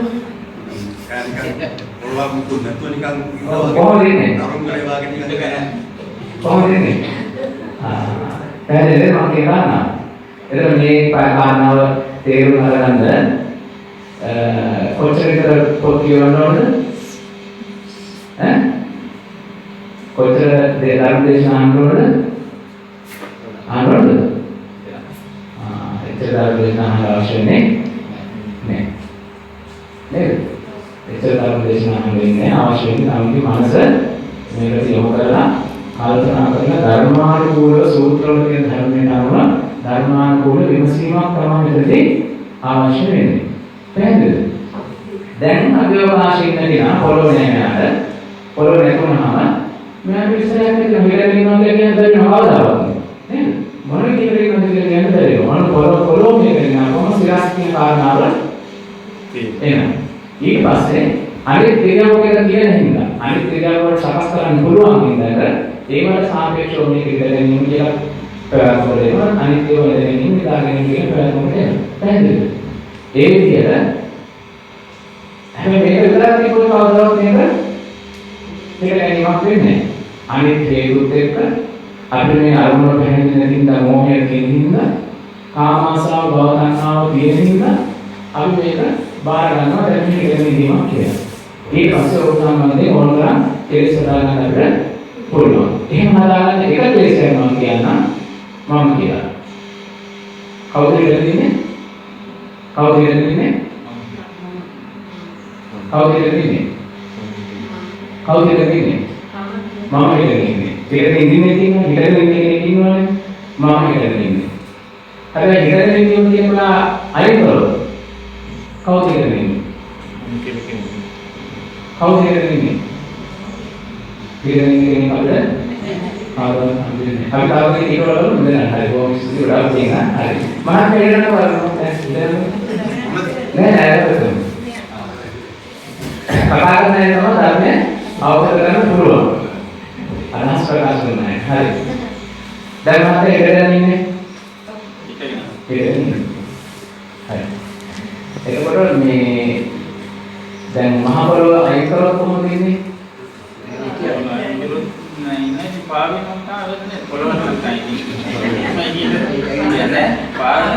පාරම කියන්නේ දැන් කෙනෙක් කොහොමද පාරම කියලා දන්නේ එහෙම දෙයක් අත්දැකලා නැහැ ජීවිතේ කවදාවත්. පෙර ජීවිතේ පාරම කියලා දෙයක් අත්දැකලා නැහැ. මේ ජීවිත කාලය ඇතුළත පාරම කියලා දෙයක් දන්නේ නැහැ. දැන් කොහොමද ඉන්නේ? එහෙම කියන්නේ දැන් පොළොව කියනවා කියන්නේ පොළොවට සාපේක්ෂව මන්දෙන් සිරස් කියලා. අනිත් ක්‍රියාව ටික සමාන කරොත් හේතු විදියට අනිත් ක්‍රියාව ටික දෙනවා කියනවා මම ඉන්නේ ඒවට සාපේක්ෂව මේකට ඉගෙන ගන්නවා කියලා කියන්න පුළුවන් කියලා. හරිද? හරි. එතකොට දැන් හේතු නිසා හදාගන්න තියෙන්නේ එහෙනම් ස්ථිර වශයෙන්ම මේක ඉගෙන ගැනීමක් කියලා ගන්න බෑනේ. නේද? මේක තමයි අහුල ගන්න අමාරුයි. අනිත් ඒවට සාපේක්ෂව තමයි හිතේ මේක පිළිබිඹු වෙන්නේ. එහෙමනම් ඉගෙන ගැනීමක් නැත්තම් ඉගෙන ඉන්න පුරුදු දෙයක් හැංගීමක් හදාගන්න පුළුවන් නේද? ඉගෙන ගැනීමක් කියලා හේදෙන්නේ නැත්තම් හැබැයි ඉගෙන ගන්නවා කියන එක හේතුවක් නම් පුළුවන්. ඉගෙන ගියොත් මම ඉගෙන ගන්න එක නෑ. හැබැයි ඉගෙන ගන්නේ නැත්තම් ඉගෙන ගැනීමක් කියලා දෙයක් අපිට පේන්නේ නැත්තම් ඈ කෙනෙක් නෑ. නෑ ඒක දිනවා නේද? හරියට පැහැදිලි නැහැ. එහෙම කියන්නේ බොරුවට නැමෙන්නේ අහන්න ඉන්න කියනවා නේද? ඉතින් මම ආගත් එක. ඉගෙන ගැනීම කියන කාරණාවක් තියෙන තාක්කල් තමයි ඉගෙන ඉන්නේ කියලා ඉන්නේ. ඉගෙන ගැනීම කියන කාරණාව අපේ හිතේ අයියෝ මේකට මේ ඉගෙන ගැනීම කියලා දැම්මම මේ හේතු නිසා හිතේ පිළිඹික උදාන්නේ මේකේම ගන්න දෙයක තේරිච්ච දවසේ නම් ඉතින් ඉගෙන මේක කරලාගෙන ඉතින් මේ කෙනෙක් ඉඳලා නැහැ නේද? ඒක පොඩි ප්‍රශ්නයක් දෙනවා කියලා වැඩිනවා නේද? හරි ගොඩාක් වෙන කරා. හරි. පැහැදිලිද? පැහැදිලි. එතකොට දැන් මේ මම වාගේ කියන කාරණාව සත්‍යයන කරලා ඉතින් අයින් කරන්න බෑ කියලා පැහැදිලි නේද? ඒක හරගන්න හේතුවක් තියෙනවා. ඔන්න ඔය විදිහට හේතු තියෙන එක තමයි ඒ හේතු ඉදිරියට තියෙන තමයි මම කියන කාරණාව හිතේ මේ ආකාර පැලපැදෙන වෙලා තියෙන්නේ. ඔය විදිහට ඔය හේතු නැති වෙච්ච ගමන් ඉතින් ආයෙ විසක් ගන්න ඕනේ මම කියන කාරණාව මගේ හිතෙන් එළියට යනවා.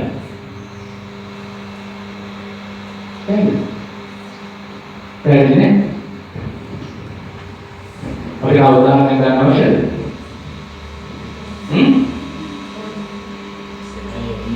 දැන් ඉඳගන්නේ නැහැ. ඒක ගන්න දාන්න අවශ්‍ය නැහැ නේද? කාරණාව පැහැදිලිද? කාරණාව පැහැදිලිද? කාරණාව පැහැදිලි. හරි.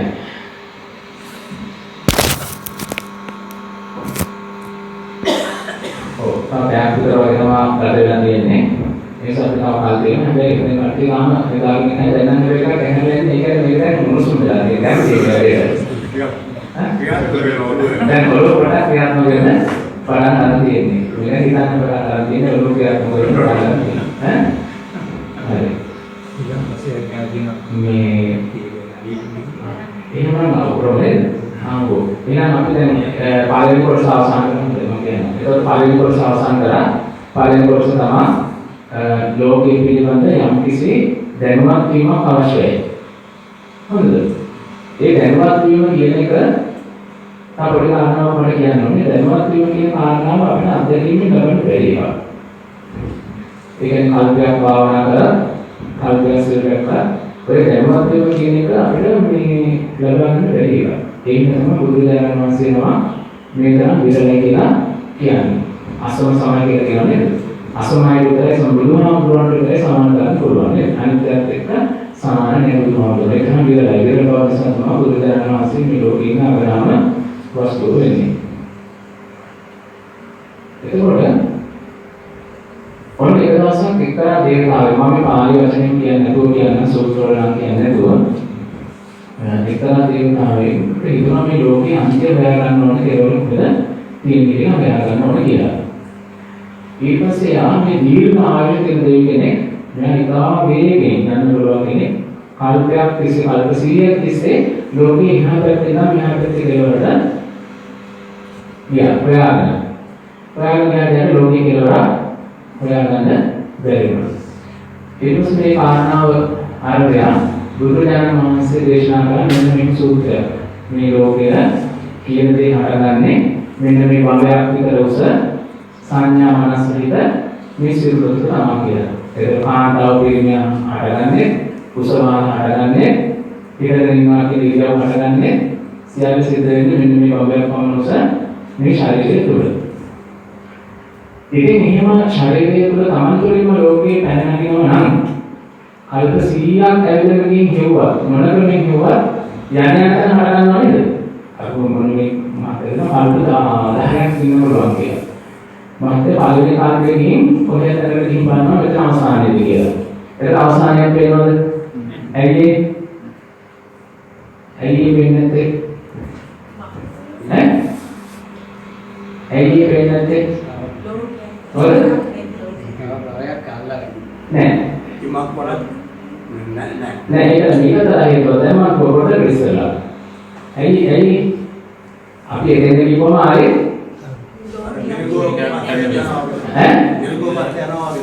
අපි එතෙන්ද ගිහුවම ආවම මොකද වෙන්නේ නිර්ගුණ පස්සේ යනවා තමයි ආයෙත් ඒකම හදනවා අපි ඉස්සාව ඊගාව කාර්ය අවසානයේදී ආයෙත් දැනගෙන ගිහුවම ආවම ආයෙත් මාතාව පිළිමේ හදන අමුදයක් වලට මෙන්න මේ දෙන්න හදලා දැන් තියෙන්නේ. මේ මෙතන පිළිමේ නැතිකොට මෙතන ආතාවක් නැතිකොට මේ දෙන්න හදලා ලෝකේ හදලා. හරි.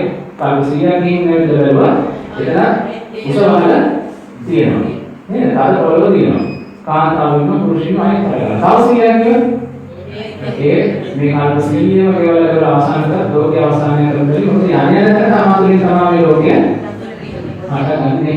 තමන්ට ප්‍රයත්න වෙන්නේ. අන්න ඒ නිසා කවදාවත් කෙනෙකුට භාවනා කරලා සීල කළා වගේ ඒ වගේ උපනිෂේ වෙනවා හේතු වෙනවා මේ ලෝකයේ පිළිබඳ මේ දැක්ම Tamanටම හදාගන්න අමාරුයි ඒක තමයි ඒක කෙනෙකුෙන් අහලා සාධන කෙනෙකුෙන් අහලා කණින් අහලා දැනගන්න ඕන පැහැදිලිද ඒක තමයි කල්යාණ මිත්‍රයන්ගෙන් අහලා දැනගන්න ඕන කාරණාව Tamanටම තනියෙන් රහතෙක්ගෙන් භාවනා කරලා මේ දැනුම හදාගන්න අමාරුයි අපි යමු මනංකල්පිත උදාහරණයකට. මේක මනංකල්පිත උදාහරණයක්. මානසික හදපු එකක්. මොකද අපි ඉන්න වතුරේ ඉන්න මාළුවෙක් ගැන කියලාමු. ඔන්න වතුර මාළුවෙක් ඉන්නවා. දැන් මෙයා ඉන්නේ වතුරේ නේද? වතුරේ ඉන්නේ. වතුරේ ඉන්න මාළුවෙක් ඉන්නවා. දැන් අපි ඉන්නේ ගොඩබිම. අපිට මේ ගොඩබිම තියෙන පාඩවි කටි කඩගතිය අපිට පුළුවන් නේද? අපි මේ වතුරේ ඉන්න මාළුව කවදාවත් වතුරේ වෙන අත්දැකීමක් නැහැ. ඝන බවක් කියලා දැනෙන්නේ නැහැ. වාතය දැනෙන්නේ නැහැ. විරේකය දැනෙන්නේ නැහැ. එයා වතුරේම ඉන්නේ හොඳයි. අපි මොකද මොහොතේ ඉන්න වතුරේ ඉන්න සත්‍යය කියන අහස මොන දෙයක් නැහැ. එයා පොළොව මොන දෙයක් නැහැ. වතුරේම ඉන්නේ. දැන් අපිට මේ හතරම පාඩවි ආපෝ තේජෝ ආයෝ කියන හතරම අත්දැකීම තියෙනවා. අපේ වතුර තියෙනවා. අහස පේනවා නේද? පොළොව තියෙනවා. ඊට පස්සේ දැනෙන අපේ ආන්තරේ මැදකින් තියෙන කොටසක් අපි මිනිස්සු කියලා කියන්නේ. දැන් මේ වතුරේ ඉන්න මාළුවා ඉන්නේ වතුරේ. වතුරේ මාළුවා ඉන්නේ වතුරේ. යන වෙනාන්තරේකීමක් නෑ වතුරේ විතරමයි යන්න තියෙන්නේ. දැන් අපි ඉස්සෙල්ලා කතා කරපු අර ගැඹුරු ධර්මතාවය ආරම්භ වෙලොත් මොකද අහුත්වා සම්භූතන්ති කුත්වා න භවිෂ්‍යති කියන කාරණාව ප්‍රතිසී කරගෙන ඊටපස්සේ කාරණාව මේ නැති කල්ලි මේ තිබේ මේ නැති කල්ලි මේ තිබේ නේද මේ නැති කල්ලි මේ නැත කියන ඊටපස්සේ ප්‍රතිසී කරගෙන ධර්මානුකූලව කල්පනා කරලා බැලුවොත් දහම් රසයත් මේ අර සාකච්ඡාවේ කියනවා ධර්මයේ කාරණා නැත්නම් අපිට හිතන්නේ හිතන්නේ එහෙම ඒක ධර්මානුකූල සාකච්ඡාවක් වෙන්නේ නැහැ. ඒ සාකච්ඡාව වල තියෙන ටීවී එකේ තියෙනවා පත්තරවල තියෙනවා යෝගා තියෙන්නේ නැහැ. හැබැයි ධර්මානුකූල එකක් තෝරන. ඉතින් මොනවද විපස්සනාවය මම අර කියපු අහුත්වා සම්බුද්ධන්ති රුද්වාන භවිෂ්‍යති කියන ධර්මතාවය දෙකම සංසන්දනය කරලා ආරම්භ බලපුවාම පදගතිය වෙනවා වාතයේ තියෙන සැහැල්ලුකතිය වෙනවා ඉලෙලිය වෙනවා අදහසක් නැති මාළුවෙකුට වතුරේමයි යන්නේ. එයා වතුරේමයි මේ වෙලාවේ ඉන්නේ. මේ වතුර කියලා හැඟීමක් තියෙන්න පුළුවන්. එයා දන්නවද මම මේ වතුරේ ඉන්නේ කියලා?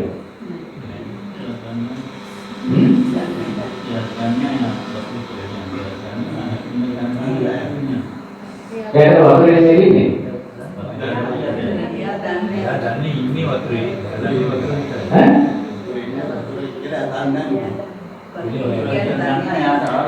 මේ මාගේ උත්තේ මම හයිය කියන්න ඕන.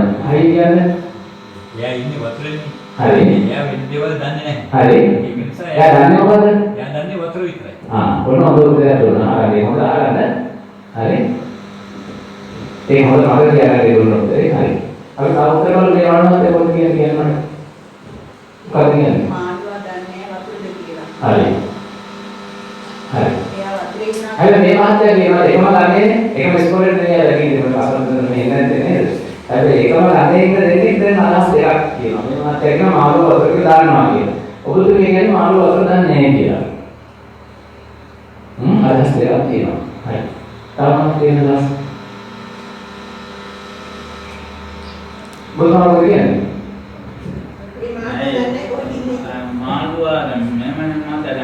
මාළුවා වතුරේ ඉන්න එයාට එයාගේ උපකරණ එයාගේ අවයව පිටලා තියෙන විදිහට ඒ සතාගේ ගොඩ බිමක ඉඳලා එයාට ආවෙත් කියන තමයි ආයේ වතුරේ ඉන්නේ. හරි ඒක වැටුවක් නෑ ඉන්නවා. මම කියන්නේ එයා ඉන්නේ වතුරේ කියලා දන්නවා. එයා වතුර මේ වතුර කියන හැඟීමක් තියෙනවද? එයාට වතුරේ හැංගීමක් නෑ නේද? හරි ඒක. හැඟීමක් නෑ. එයා වතුරේ ඉන්නේ. වතුරේ ඉන්නේ එයා දන්නේ වතුරේ. වතුරේ ඉන්නවා කියන්නේ. හරි. එයා වතුරේ ඉන්නවා කියලා දැනගන්න මොකක්ද වෙන්න ඕනේ? බඩේ ඉන්න හරි. පැහැදිලිද? පැහැදිලිද? හොඳට පැහැදිලිද? මහත්තයා ඒක පැහැදිලිද? දැන් ලොකෝ ඔබ තේරුම් ගන්න ලොකෝ වතුර කේස් වගේ නම් මේ මහත්තයා ඔබ දාන්න වෙනවා. මේ දාලා තමයි අනේක වගේ කරන්න වෙන්නේ. මහත්තයා පැහැදිලිද? දැන් මේ ඉන්න මාළුවා එයා වතුරේම ඉන්නවා වුණත් එයාට මේ වතුරයි කියලා තේරුම් ගන්න කිසිම ප්‍රොබ්ලම් නැහැ. සංඥාව ඉන්නේ නැහැ. දැන් සංඥාව වෙනනම් එයාට පඨවි ආපෝ තේජෝ කියන අනිත් ටිකත් එකම වෙන්න ඕනේ. ඒක ගන්න බලන්න. මේ ඇති කල්ලි මේ ඇත කියන එක. අර පඨවි ආපෝ තේජෝ කියන කාරණා ටික පඨවි තේජෝ සහ ආපෝ මේ වායෝ. කියන ඒ කාරණා අතර තිබ්බොත් විතරයි ආපෝ කියන මේ වතුර කියන කාරණාව අපේ ලෝකේ තියෙන්නේ. පැහැදිලිද? එහෙම නැත්නම් පැහැදිලිද? දැන් ගන්නකො මේ අපි වල මෙහෙම.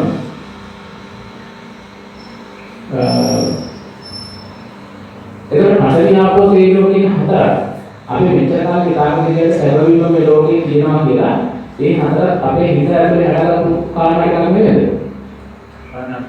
අන්නේද? ඒක අපි දන්නේ පාඩවි කියන දේ මහා පොළොව තියෙනවා ආහාරය තියෙනවා මහස තියෙනවා මේ හැම එකක්ම තියෙනවා අපි ඇත්තට ඒක ඉපදුනා කියලා. පැහැදිලිද? අපි ඇත්තටම කල්පනා කරොත් මේ එකිනෙක ඒවා සංසන්දනය වෙන අපේ හිත ඇතුළේම ඉතින් අපේ හිත ඇතුළේම මේ එකිනෙක ඔපචුනිටිස් එක අවස්ථාවල පොටෙන්ෂල් තියෙන ඔය කොයි කියන ඉස්සරහා ඒ අවස්ථාවල් ටික මම ඉන්නේ අරගෙන කට්ටිය ඔය පොටෙන්ෂල් කියන වචනේ බාධා කරනවා ඒකට තේරෙන්නේ.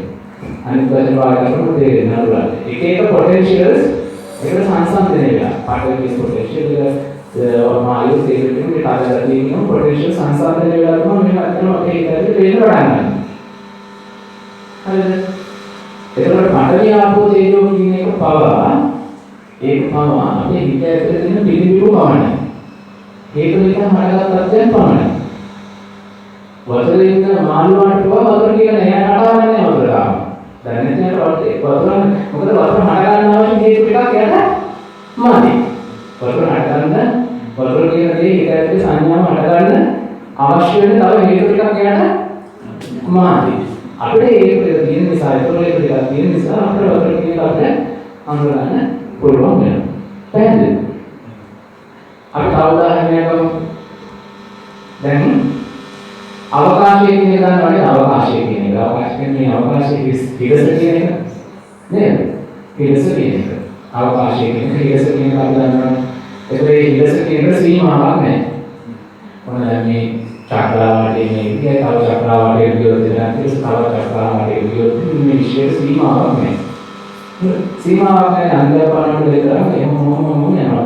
ඉවරයක් නැහැ. එහෙමයි නේ අවකාශය. දැන් අවකාශය කියන එක බලන්න කොහොමද හටගන්නේ කියන අවකාශය කියන අපේ හිතේ පිළිබිඹු වෙන්නේ වස්තු දෙකක් තියෙනකොට විතරයි නේද? ඊළඟ පොළොවේ තිබුත් ඒ අතර අවකාශය අපිට දාගන්න පුළුවන්.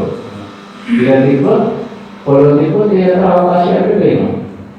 දැන් මහත්යා පොතේ ඉන්නවා කියනකට පේනවා මම මෙතන ඉන්නවා නම් විතරයි මේ අවකාශයේ කාරණාවක් තියෙන්න පුළුවන්. ඒතර වස්තු හටගන්නේ කොතනද එතන අවකාශය හටගන්නවා. හරිද? ඒකට අවකාශය කියන එක සැබවීම තිබුණා ඒකට වස්තු ලැබිලාද? එහෙම නැත්නම් වස්තු හට ගන්නකොට අවකාශය පේනවා. වස්තු හට ගන්නකොට අවකාශය පේනවා. පැහැදිලිද? ඒක නිසා මේ ඇටකල්ලි මේ දේවල් ඇටකල්ලි මේ අවකාශය කියන එක තියෙනවා. මේ දේවල් නැත්නම් අවකාශය කියන එක තියෙන විදිහ නැහැ. පැහැදිලිද? හරි අපි විතරක් දාගෙන ඉතින් අවකාශය කියන හැමෝම දෙකක් තියෙනවා. ඒ අවකාශය අනන්ත අවකාශයේ මේ ඊළඟ තාරකට විසිරලා තියෙනවා කියන්නේ. පැහැදිලිද? ඉතින් අපි විශ්වයේ යන්නේ මේ චක්‍රාවාටයේ ගිනව චක්‍රාවාටයේ කරනකොට තවත් චක්‍රාවාටයක් පේන නිසා අවකාශය වෙනවා. අනිත් වෙන අවකාශය. එතන පරණ නෑ නේද? ඒ දෙරත් නැති වෙන හේතුව මොකද්ද?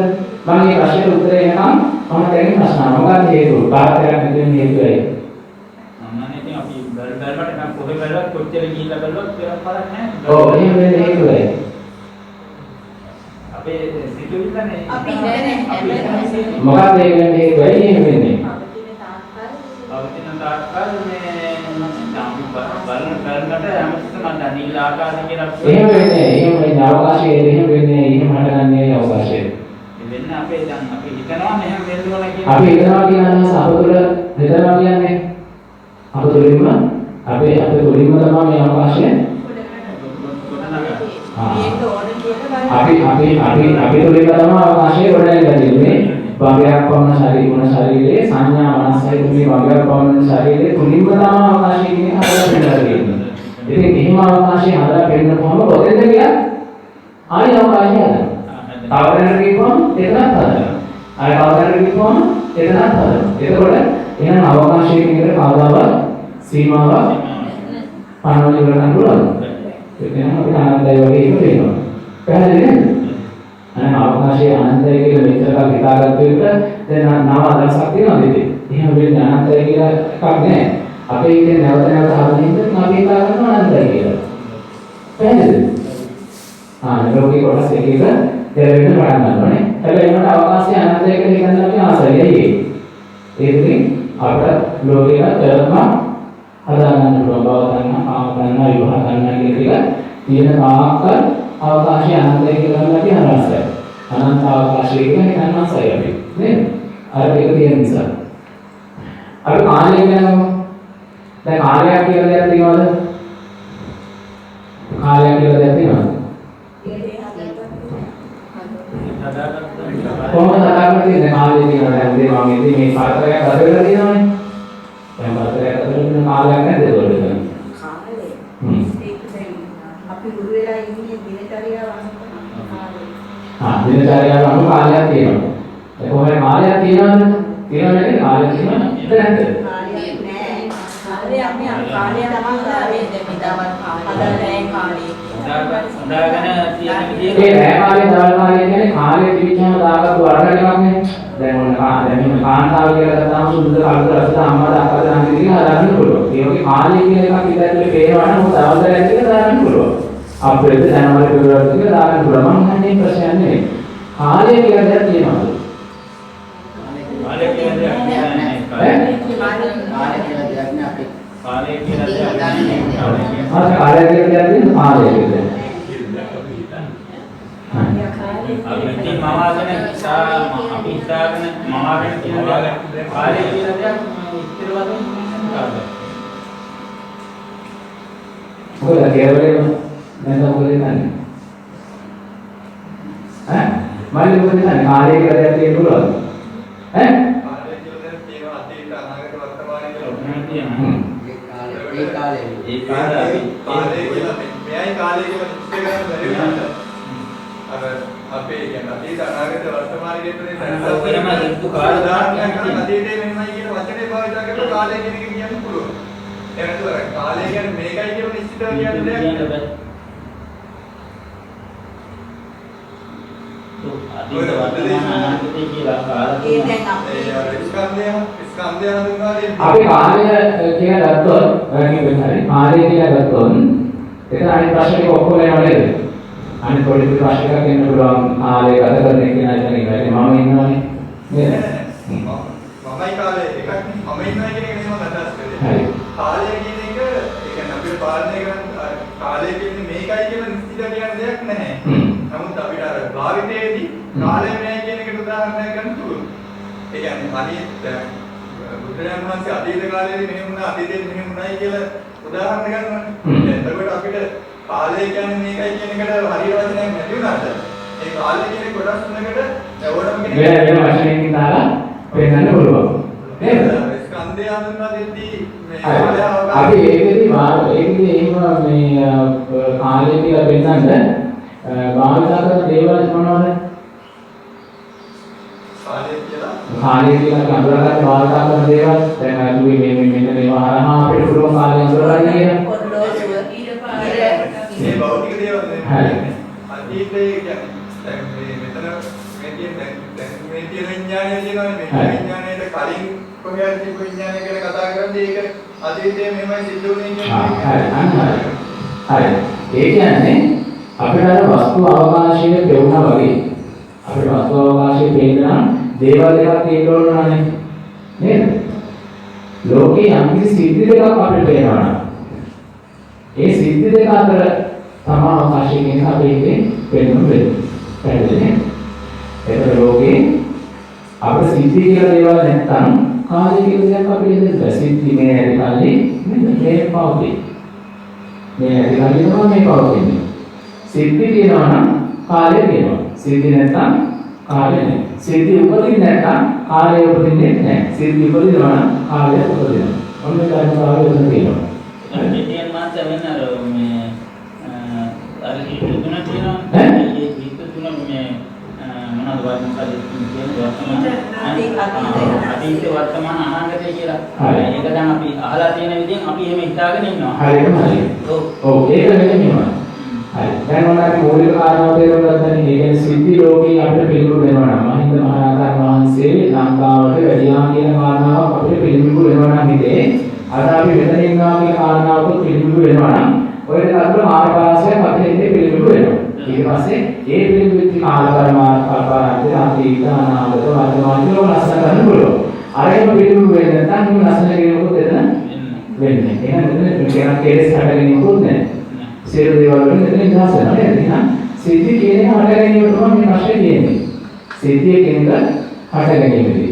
ඉතින් මේ සිද්ධිය කියන එක ඊටාම විද්‍යානුකූලව හටගන්න සිද්ධියක් නම් යම් සාධාරණතාවයක් තියෙනවා. බුදුරජාණන් වහන්සේ පෙන්නන්නේ මේ සිද්ධිය කියන එක අවිද්‍යාත්මකව හටගන්න කාරණාවක්. අවිද්‍යාත්මකව හටගන්න කාරණාවක් අනිත්‍යවට පදනම් වෙලා හදන කාරණාවක්, දුකවට පදනම් වෙලා හදන කාරණාවක්, අනාත්මයට පදනම් වෙලා හදන කාරණාවක් හින්දා ඒ මත පදනම් වෙච්ච අවකාශය කියන කාරණාව අනිත්‍ය දුක්ඛ අනාත්ම කියන ත්‍රිලක්ෂණයටම යටත් වෙන දේවල් කියනවා බුදුරජාණන් වහන්සේ කියලා තියෙන්නේ. හරි. දැන් ඔය විදිහට සිද්ධි දෙකක් අපිට පේන ඒ අතර අවකාශයක් පේනකොට අපි ඒක කාලය කියලා කියනවා. හරිද? ඒකෝන අතීත සිදුවීමක් අපිට මතක් වෙනකොට ඒ අතීත සිදුවීම අපි විසින් ඒක අතීතයි කියලා ගණන් ගන්නවා. අපි විසින් අතීතයි කියලා ගණන් ගන්න අතීත වලට දානවා. හරි. දැන් සිදුවීමක් මේ දැන් සිද්ධ වෙනවා කියලා අපි ඒක වර්තමාන වලට අනාගතයේ සිද්ධ වෙන්න පුළුවන් දෙයක්. ඒ සිද්ධ වෙනකොට ඒවට අනාගත අතීත වර්තමාන දෙක කතාවක් තිබ්බද? එහෙම කතාවක් නෑ. නේද? යම් සිද්ධියක් වෙනකොට මේක අතීතද අනාගත වර්තමානද කියන දෙයක් නෑ. එහෙනම් ඒ කාරණාවත් යටින් හටගන්නේ කොහේ හරගන්නේ? තමන්ගේ මේ ලෝකයේ කියන සමස්ත ලෝකයේ මොන විදියට හේතු මත පදනම් වෙලා මේ ඇති කල්ලි මේ ඇති කියන පදනමක් සහිතව නොපාවිච්ච තැනකින් ප්‍රයත්නකට ඇවිල්ලා කාලය කියන එකක් පවතින්නේ නැතිකොට කාලය කියන ධර්මතාවය පවතින්නේ නැතිකොට හේතු නිසා සිද්ධි නිසා ප්‍රයත්නකට ඇවිල්ලා කටක අපෝතේ ලෝකීම පවතින්නේ නැතිකොට සිද්ධි මත දැන් අර මාළුවට ආපෝ පවතින්නේ නැහැ. හැබැයි සිද්ධියින්ද අපිට ප්‍රයත්නකට ඇවිල්ලා හේතු නිසා අපිට ප්‍රයත්නකට ඇවිල්ලා හරිද? එහෙනම් හේතු නිසා මේ ප්‍රයත්නකට ආපු නොපවතින එකක් තමයි මේ පවතිනවා කියන අපි අරන් තියෙන්නේ. අන්න එතන තුල තමා අනිත්‍යතාවය කියන එක අපිට පේන්නේ. එහෙනම් දැන් අපි කියමු ඔය වගේ අපි කියමු දැන් ඔබතුමා මම කියලා ප්‍රයත්නක් තියනවා කියලා ප්‍රයත්නවල ඇදෙන්නේ. මම කියන මේ ශරීරයක් කියලා පඩවිය ආපෝ තේරුම් වෙන්නේ දිච්ච උපාදාන ස්කන්ධය සහිතව මම කියන ප්‍රයත්නවලට ඇවිල්ලා කියන කතාව කියනවා. ඒ කතාව මේ ප්‍රයත්නවලට ඇවිල්ලා නිසා සැලවින් මෙතන ස්වරූපේ නැහැ කියලා පේනකොට තමයි අනිත්‍යය පේන්නේ. එහෙම නැත්නම් ඒ පුද්ගලයා විපිටා මරනවා කියන කාරණාව වෙන්නේ. හරිද? පුද්ගලයා කොහොමද විපිටා මරනවා කියන එකත් ආපහු අපිටම හම්බෙච්ච දෙයක්. දැන් පුද්ගලයා විපිටා මරනකොට යම් කෙනෙක් විපිටා වාතාවරණය දෙනවා හැසෙනවා මරනවා කියනකොට ඔක ඒ සිදුවීම ඇතුලේ තියෙනවද නේද? ඒක මොකක්ද කියලා විස්තර කරන්න පුළුවන්ද? අපිට පස්සේ වුණා අපිට ඒක ඇතුලෙන් මොකක්ද විස්තර කරන්න පුළුවන්. හරිද? එහෙනම් ඒ කියන්නේ මේ ලෝකයේ තියෙන හැම එකක්ම නොපෑවත්මකින් ප්‍රයත්නකට ඇවිල්ලා. පවතින නැති මට්ටමකින් අවිද්‍යාව තණ්හා කියන දේවලින් දැන් මේ ප්‍රයත්නකට ඇවිල්ලා තියෙන වර්තමානයේ. අතීතයේ මේ දැන් මේ අපේ ප්‍රයත්නකට එනවා කියන කාරණාව තමයි ඔන්න මේ ඥානතෝ කියන කාරණාව බුදුරජාණන් වහන්සේ පැහැදිලි කරන්නේ. පළවෙනි අවස්ථාව. පැහැදිලිද? මොනවාරි ගැටලුවක් තියෙනවා නම් පොතේ මොන ඔයයන්ට ආවොත් ඔයයන්ට ඇවිදින් ඔය විදිහට ලෝකයේ පිළිවෙල දැනුමක් තියෙනවා මේ රූප වේදනා සංඥා සංකාර කියන මේ ටිකේ ඔන්න ඔය වගේ දැනුමක් තියෙනවා නම් දැනුමක් භාවයක් තියෙනවා නම් ඒ දැනුමක් භාවය හොඳට පවත්වා ගන්න එක්කෙනෙක් අපි කියනවා ලෝකේ රකින්න කෙනෙක් කියලා. ආරම්භක පියවර සම්පූර්ණ කරපු කෙනෙක්. ලෝකේ විතර දැනුමක් තියෙන කෙනෙක් කියලා. අභිඥාති කියලා කියනවා. ඒක තමයි ආරම්භක පියවර.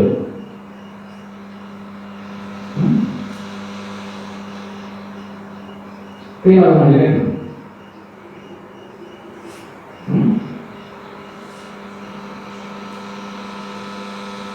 හරි.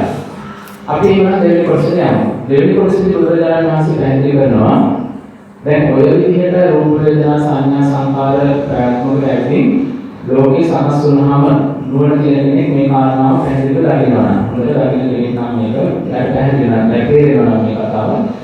කල්යනා මිත්‍රයෙක්ගෙන් අහලා මේ කතාව හොඳට පැහැදිලි කරගත්ත පස්සේ එයා ඊට පස්සේ කල්පනා කරනවා මෙන්න මේවා. දැන් මේ රූපයත් එක්කනේ මම සම්බන්ධ කරගෙන ඉන්නේ මම නේද? දැන් රූපය තියනවා කියලා පිළිගත්තාම රූපේට අයිතිකාරයෙන් අනිවාර්යයෙන් වෙනවා නේද මම? නේද? නේද? වේදනාව කියලා කාරණාවක් අපිට පේනවා නම් අපි හිත ඇතුලේ විනිවිද වෙනවා නම් ඒ වේදනාව විඳින එක නේනවා නේනවානේ. දැන් වේදනාවයි විඳින එක අපි සම්බන්ධ කරගෙන ඉන්නේ. එන්න එකට දාගෙන ඉන්නේ. සම්බන්ධ කරලා බැරිම අල්ලලා තියෙනවා. හංගින තත්ත්වයක් ගන්නකොට දැන් ආදරය කියනවා කවුරු මට දැන් මගේ පුතාගෙන මට ආදරය කියනවා. දැන් හංගින මම ඒක හදපු ඒක. එහෙම හැංගීමක් ඉතින් හට ගන්නවා නම් හංගින එක්කෙනාට ඉන්නවනේ. හැංගීමක් කරගන්නවා කියන්නේ හංගින කෙනා ඉන්නවනේ බලන්න. ඉන්නවා. අපිට පිළිබිඹ වෙනවා කියන්නේ නේද?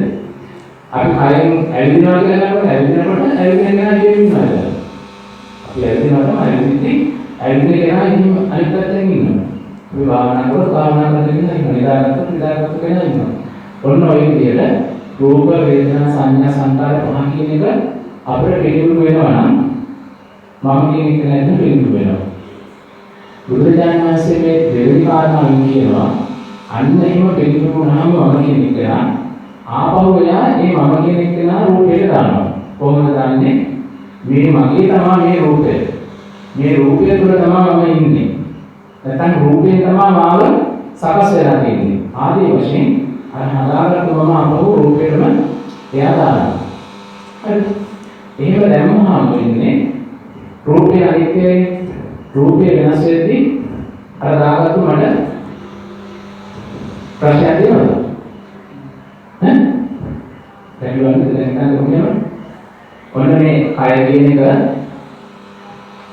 අපි පනවගත්තු එකක් නම් මේ කයට මොනවද අපේ ප්‍රශ්නයක් නැහැ. අපි දන්නවා මේක අපේ හිතේ තියෙන පිළිබිඹුවක් පමණයි. කය කියන එක පැවැත්මක් නැති දැනකින් පැවැත්මකට ඇවිල්ලා තියෙන එක අපි දන්නවා. ඊට පස්සේ ඒක අපිට නිවන් දකිනකම් ආරක්ෂා කරගන්න බැහැ. වෙන දෙයක් ඒකට ගන්න බලාපොරොත්තුවක් නැහැ. අපි දන්නවා මේ කයක පැවැත්මක් නැහැ. හැබැයි අවිද්‍යාව තණ්හා දෙක නිසා මේ පැවැත්මකට හදාගෙන ඉන්නේ කියලා. එහෙන් පැවැත්මක හදාගෙන ඉන්නවා කියලා තමයි තේරෙද්දී තව මේක අපු මම කියන සම්බන්ධ කරන්නේ නැහැ. මම කියන කය හදාගත්ත එකත් එක්ක මෙතන ආපකක් කියලා වෙනවා. මම පානකින් ඉන්නේ කියලා වෙනවා. හරිද? එතකොට කයට යම් කිසි මානයක් වෙද්දී ආද මම කියන කාරණාව වෙන්න නිසා මගේ කය කියන කාරණාව වෙන්නේ නැහැ. මොකද බුදුහාමුදුරුවෝ ඔතන දීපු උදාහරණ දෙකක් මම කියනවා.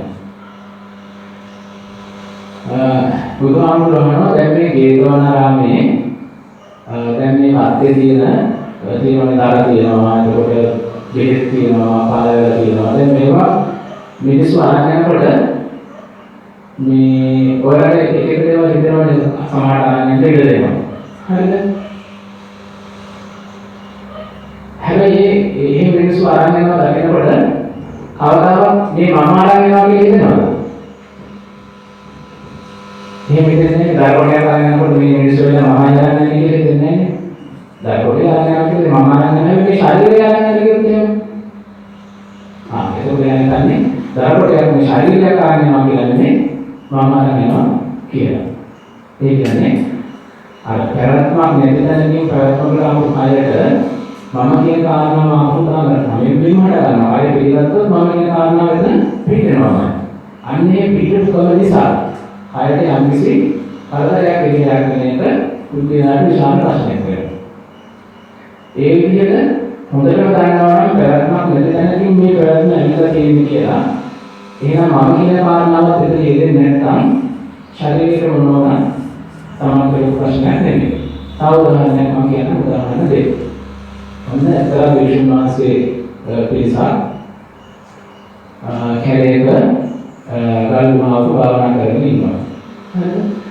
මේ භාවනා කරගෙන ඉන්නකොට මේ ඒ ප්‍රදේශයේ කොටියෙක් මේක තමයි නැති. කොටියෙක් ඉන්නවා ඒ කැලේ ආශ්‍රද මිනිසුන් ආරාධනා කොටියෙක් ඉන්නවා නිසා මේ ස්වාමීන් වහන්සේ කරන්නේ එක ස්වාමීන් වහන්සේ නමක් ඇහැරලා ඉන්නවා අනිත් කට්ටිය භාවනා කරනවා.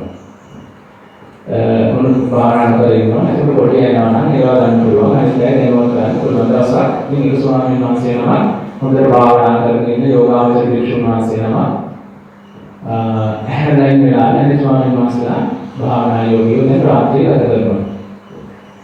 අනිත් මේ ස්වාමීන් වහන්සේලා කොහොමරි අතපසුවීමක් වෙලා මේ කොටිය දැන් නගරටම ආවා. කොටිය ළඟට ඇවිල්ලා ස්වාමීන් වහන්සේගේ බෙල්ලෙන් අල්ලගත්තා.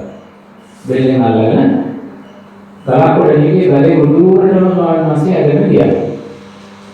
ඇදගෙන ගිහින් දාලා දැන් මේ ස්වාමීන් වහන්සේගේ නියපොටේ ඉඳන් කන්න පටන් ගන්න තියෙනවා. නියපොටේ ඉඳන් කකුලේ නියපොටේ ඉඳන් ටික ටික කනවා දැන්.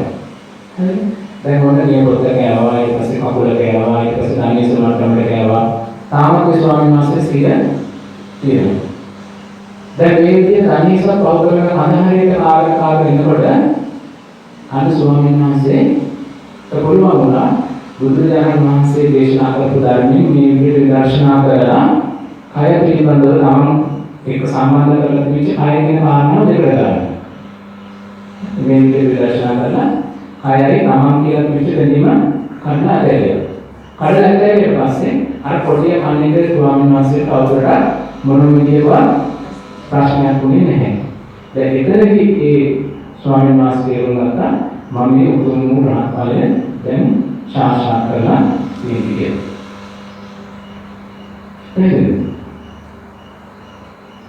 පරිණාමත් ඒ ස්වාමීන් වහන්සේ ඒ කයත් එක්ක මම කියන කාරණාව බැලලා තිබ්බනම් පොඩි නිවුත් වෙන කාරණා පාගෙනකොට කවදාවත් විසඳන්න පුළුවන් නේද? විසඳන්න බැහැ. නේද? තමන්ගේ කයත් එක්ක මම කියන කාරණාව වැළගහලා තිබුණේ නැති නිසා විසඳන්න පුළුවන්. ඒ තුලින් තමයි තේරුම් ගත්තේ තමන් දැන් විනාශ වෙච්ච කෙනෙක් කියලා. අනුගම ප්‍රාප්තිය සංසාරේ ඒ විදිහට. ඉතින් කවුරු හරි කෙනෙක් දැන් ඒකද මේ සූත්‍රයේ බුදුරජාණන් වහන්සේ පෙන්නන්නේ කය කියලා බාරගත්තොත් මම එහා පැත්තේ ඉන්නවමයි.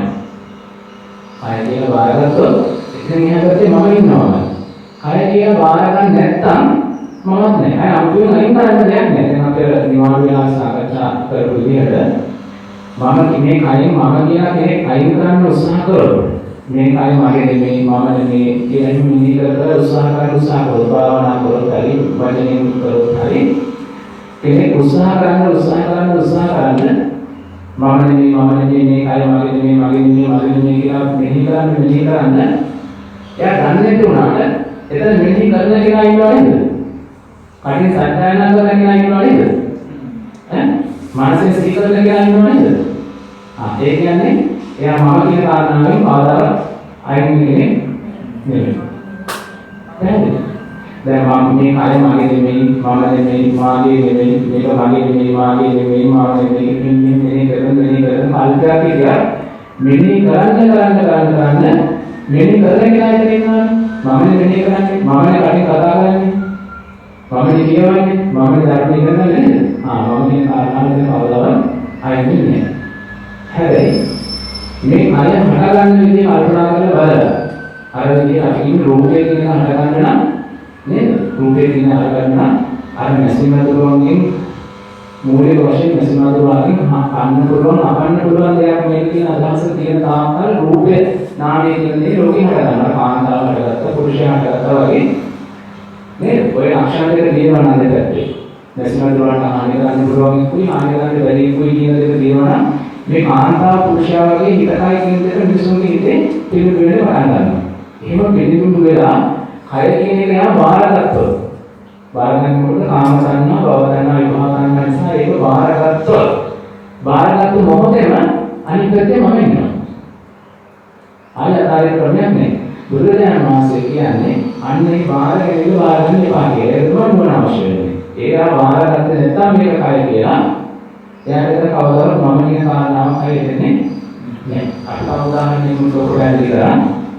ඒ තමයි ඇවිදින කෙනෙකුට එයා ඇවිදිනවා කියන කාරණාව බාරගත්තොත් ඇවිදින කෙනා ඉන්නවා. කොච්චර අයින් කරන්න දුවත් හරියන්නේ නැහැ. මම ඊපස්සේ නෝනලා වගේ එනවා.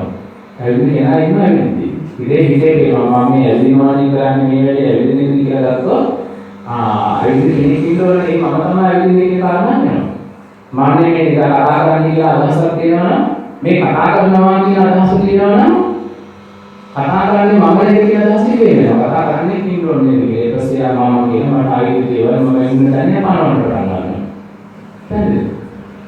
ඒ මූලික වශයෙන් මෙයාට තේරෙන්නේ නැත්තම් රූපේ කියලා දෙයක් වේදනාව කියලා දෙයක් මේවා හට ගන්න ධර්මතා පමණයි. මේ අර න්‍යායට අනුව මොකද අපි දෙකක් කිව්වා අහුත්වා සම්බුද්ධන්තේ බුද්ධවා න භවිෂ්‍යති කියන එක මේ නැති කල්ලි මෙය පවති මේ නැති කල්ලි මේව පවති මෙය හටගැනීමෙන් මෙය හටගනි මෙය හටගැනීමෙන් මෙය හටගනි කියන ධර්මතාවය දකින්න පුළුවන් නම් වශයෙන් ඔය විදිහට ඔය උදාහරණ ඔක්කොම විතර ගිහිල්ලා කර්මකාරණා අවස්ථා කරන මේවත් ඒ විදිහට වෙන්න ඕනේ නේද කියලා කර්මකාරණා සලකලා බැලුවොත් අන්න ඥානතෝ දන්න කෙනෙක් වඩපත් වෙනවා. පස්සතෝ කියන කෙනාට දැන් තියෙන ප්‍රශ්නයක්. පස්වතෝ කියන එක ප්‍රශ්නයක් තියෙනවා. මොකද ඒ ප්‍රශ්නේ තමයි මම බැරි වෙලාවක් මේ කය බාරගත්තොත් එතන මම ඉන්නවා.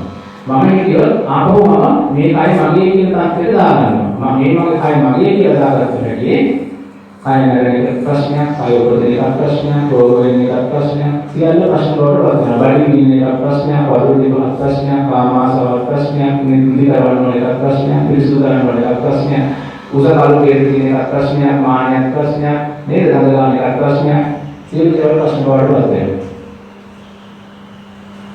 පැහැදිලිද? දැන් ඉතින් බාර ගන්න නැත්නම් එහෙම. එයා යම් ප්‍රමාණයකින් හරි තණ්හාව, කාම තණ්හා, භව තණ්හා, විභාග කියන ටික ප්‍රමාණය කරනවා. ප්‍රමාණය කරගෙන එයා බාර ගන්න නැතුව ඉන්න පුළුවන්. ශක්තිමත් වෙන්න මේ මම බාර ගන්න නැහැ කියලා ඉස්සර අධිෂ්ඨානයකින් ඉන්න නුවණක් තියෙන කෙනෙක් නම් දන්න කෙනෙක් නම් අන්න මේ සූත්‍රයේ දෙවෙනි කොටස. එයා මොන ඔය කෑල්ල ලගිනවා. මොකද කෑල්ල රූපේ බාරගත් නිසා තමයි මේ ප්‍රශ්නේ රූපේ ආදීනේ එන්නේ. වේදනාව බාරගත්තු නිසා තමයි මේ ප්‍රශ්නේ. කියලා යාට දැක්මක් තියෙනවා. එහෙනම් මම වේදනාව බාර නොගෙන සිටිය යුතුයි. මම රූපය බාර නොගෙන සිටිය යුතුයි කියලා නිවන් දකින්න මේකේ විමුක්ත වෙන්න නම් ඒව බාර ගන්න එපා. සුදුසු නැතේකින් වල තමන්ට දැක්මක් වෙනවා. ආනින්න. එයා තමයි දැක්මක් සහිත කුලිය. දකින්න දෙයක් තියෙන්නේ මොකක්ද දකින්නේ? එයා මාර්ගය තමයි දකින්නේ. අනාගතේ වගේ මාර්ගය. එහෙනම් ගැලවෙන්න මාර්ගයට දෙන්නේ. අර දන්නේ කෙනාගේ ලෝකේ දන්නේ කෙනා. දෙවෙනි එක දකින්න. ඥානකෝ පස්සෝ දකින්න කෙනා. දකින්නේ මොකද? ඉදිරි ගමන. විමුක්තිය ක්‍රමී දකින්න. මෙන්න මේ නිසා තමයි රූපේ බාර ගැනීම නිසා තමයි මම කියන කාරණාව ප්‍රයත්නවලාවේ මේක දැන් බලවන්නට රූපේ බාර ගන්න නැතුව හිටියොත් මම කියන කාරණාව කෙරෙන්නේ නැහැ. අයින් කරන්න දෙයක් නැහැ. අයින් කරන්න ගියොත් අයින් කරන එක නෑ ඉතින් ඉන්නවා. ඒක සාර්ථක නැහැ. අයින් කරන්න දෙයක් නැහැ. රූපේ බාර ගන්න නැතුව ඉන්න මම වෙන කරන්නේ කියලා අන්න දැක්මක් වෙනවා. අනාගතේ මාර්ගයේ දැක්මක්. ඒව තමයි ඥානකෝ පස්සෝ කියන්නේ. එන්නේ සූත්‍රයේ තුන්වෙනි කොටසේ තියෙන්නේ මේ මාර්ගයේ පිළිබඳ විස්තරය. ඊට පස්සේ විමුක්ත වෙන යන මාර්ගය කොහොමද කියලා තමයි තුන්වෙනි කොටසේ තියෙන්නේ. හතරවෙනි කොටසේ තියෙන්නේ එහෙම විමුක්ත වෙච්ච එකනගේ ලක්ෂණ මොනවද කියලා. එහෙනම් විමුක්ත වෙච්ච ලක්ෂණ මොනවද කියලා පස්වෙනි කොටසේ තියෙන්නේ. දැන් අද අපේ කාම වේලාව පිළිබඳ ප්‍රශ්නයක් තියෙන නිසා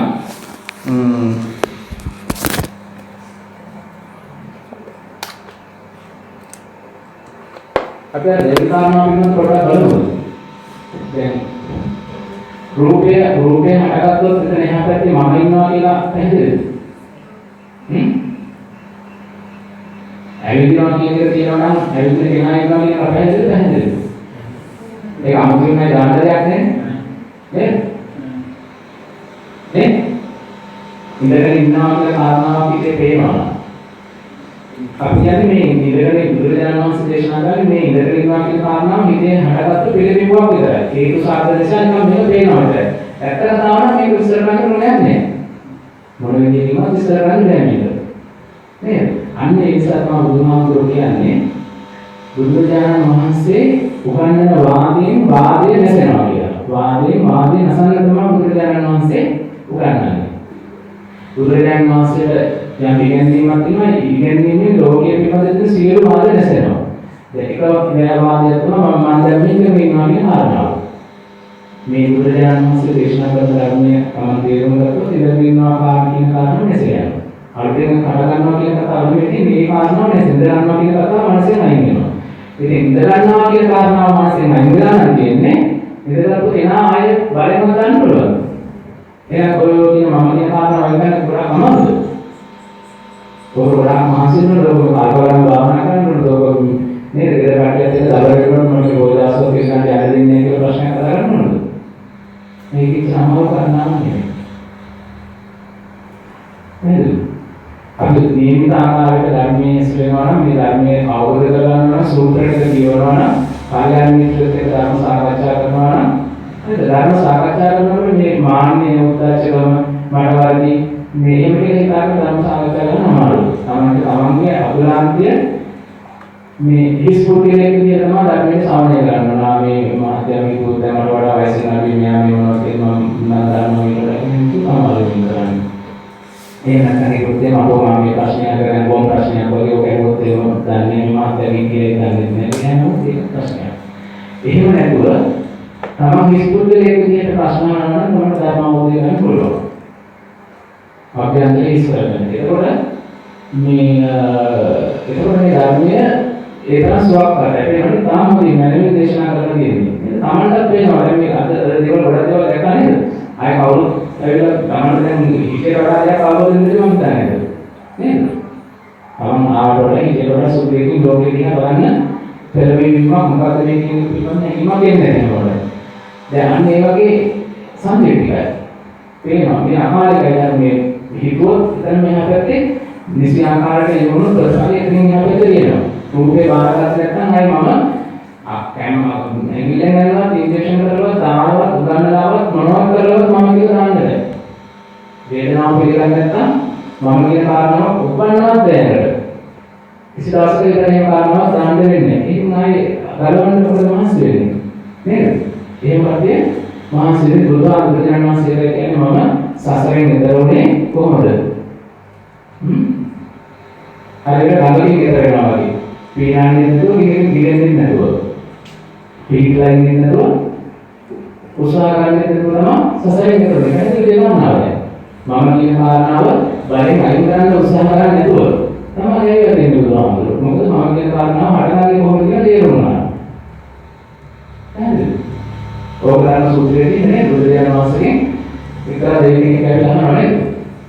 ඔබ වහන්සේ කොහොමද ගැලවෙන්නේ කියලා. ඒකට කියනවා මම උත්සාහ කරන්නේ නැතුව මේ උත්සාහ නොකර කරන්නේ නැතුව තමයි මම ගැලවෙන්නේ කියලා. උත්සාහයක් කරන්නේ මේක ගැලවෙන්නේ. නේද? මම කියන කාරණාව බලෙන් උත්සාහ කරලා මේ භාවනා කරලා මේවා කරලා මානසිකව අයින් කරන එකක් නෙමෙයි. ඒ කියන ධර්ම සීල සමාධි කියන ඒවා මේක කරගන්න උපනිෂේ වෙන්නේ. බලවත් හේතු වලටපත් වෙන්නේ.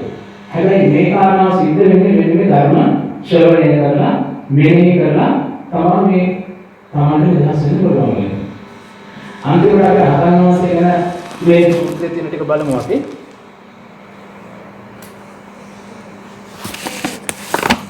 දැන් අපිට රහතන් වහන්සේ නම ගැන හරි අර මේ වතුරේ මානවට ඔළුවීමක් කියලා දෙනවා වගේ වැඩක් නේද? රහතන් වහන්සේ නම ගැන එකක් දැනගෙන කොයි ආකාරයෙන්ම හිතන්න අමාරුයි. මේ දැක්මට එන්නේ නැත්නම්. හැබැයි මේ දැක්මට ආවට පස්සේ මේ වතුරේ ඉන්න මානවට අතන වතුරක් කියලා තේරෙන්නේ නැත්නම් ඔළුවීමක් ගැන කියන දේ නැති අමාරුයි නේද? ඔය කියලා ගන්න. ඒ වගේ අපි දැන් ඔය කියපු කර්ම කාරණා හිත ඇතුලේ ස්ථාපනය වෙන ආකාරය රහතන් වහන්සේ නමක් කොයි වගේද කියලා අපිට දන්නේ නැහැ. හැබැයි නම් කිසි දවසක ඔන්න ඔය කියපු කාරණා ටික දැන් අපි දෙන්නම් මේකයි මේක මේ උදාහරණ මේ සාකච්ඡා කරපු කෙනෙක් යම් කෙනෙකුගේ හිතේ දැන් කියනවා. දැන් අපි ඔය ඉඳගෙන අහගත්තා, හිතගෙන අහගත්තා ආදී වශයෙන් විවිධාකාරයෙන් උදාහරණ අරගෙන යම් කිසිදේ යම් ප්‍රමාණයකට දැන් පිළිලා තියෙනවා නම් මෙන්න මේ රහතන් වහන්සේ ගැන මේ සූත්‍රයේ තියෙන පාඩක තේරෙන්න පුළුවන්. අපි ඒක බලමු.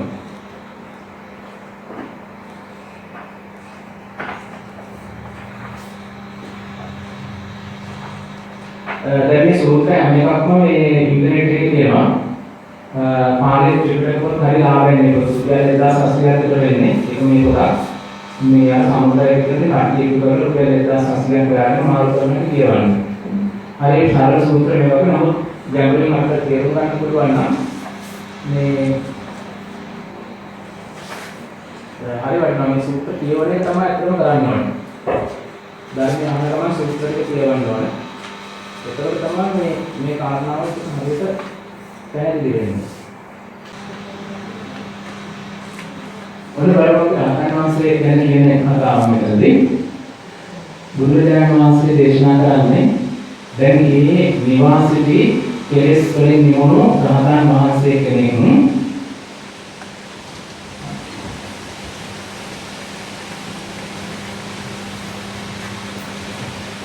ගැන කියනවා මෙන්න මෙහෙම. ඒක ඉස්සරලා රහත් භාවයට පත් වෙන්න ඉස්සර කෙනෙක්. ඉස්සර කෙනෙක් මේ මාර්ගයේ ගමන කරන ඉදිරිය ගැන විස්තර කරනකොට කියනවා අපි දැන් කතා කළා වගේ දැන් ගන්නකො මම කියන කාරණාව එක්ක එයා මම කියන කාරණාව බාර ගන්නවා. එහෙම නැත්නම් මම කියන කාරණාව අයින් කරන්න උත්සාහ කරනවා. වෙලෙන්නේ නේද? මේ මාර්ගයේ ගමන් කරන සාමාන්‍ය අත්දැකීම් නැති කෙනෙක් මම කියන කාරණාව එක්ක ඒකෙදි පිළිපදගෙන ඉන්නවා. මම කියන අරගෙන විවිධ දේවල් කරගෙන යනවා සාමාන්‍ය විදිහට. ඒක නැත්තම් මේ මම වෙන්නේ කියලා හේතු ගන්නගන්න උත්සාහ කරනවා. ඒ කියන්නේ එක්ක ළඟට ගියා ගන්න උත්සාහ කරනවා. එහෙම නැත්තම් ආධාරය උත්සාහ කරනවා. ඔය දෙක ගන්න පුළුවන්. අපි ඒ හින්දා කියනවා මෙන්න මෙහෙම. රහත් වෙච්ච නැති කෙනෙක් මෙන්න මේ විශ්ල කරනවා. මහණෙනි මේ ආර්ය ශ්‍රාවක කෙනා මේ ආර්ය ශ්‍රාවකයා රැස් කරන්නේ දුරලනවා. තමන්ගේ රූපයේ තමන් බාරගන්නේ අය කරන උත්සාහ කරනවා. රැස් කරන්නේ දුරලනවා. නොගනි විසුරුවයි. ඒ තමන් රැස් කරන්නේ ආපහු අතරින් තමයි උත්සාහ කරන්නේ විසුරුවයි. නොකැටි කරයි කැටි තමන්ලට ඒක ආපහු තමන්ලට එකතු කරගන්න උත්සාහ කරන්නේ විසුරුවන්ට තමයි උත්සාහ කරන්නේ. අන්තිමට කියනවා එයා මේ රූපය වේදනාවත් එක්ක හැම වෙලේම උත්සාහ කරනවා මේ කෙලස් ඇවිදින එක නතර කරන්න. ඒක කෙලස් හදාගෙන ඉන්නවා එහෙම නැත්නම් කෙලස් නැති කරන්න උත්සාහ කරනවා. දැන් රහතන් වහන්සේ නමක් ගැන කියනකොට කියන්නේ මොකද? රහතන් වහන්සේ කෙනෙක් මම කියන කාරණාව ළඟ තියාගන්න උත්සාහ කරන්නේ නැහැ. අතහරින්න උත්සාහ කරන්නේ නැහැ. අනිවාර්ය රහතන් වහන්සේගේ ස්වභාවය. එහෙනම් දැන් සාමාන්‍ය කෙනෙක් ගත්තොත් එහෙම රහත් වෙන තුරුම උත්සාහ කරනවා මම කියන එකයි කරන්නේ. කොහොමද මම කියන ළඟ තියාගන්නවා.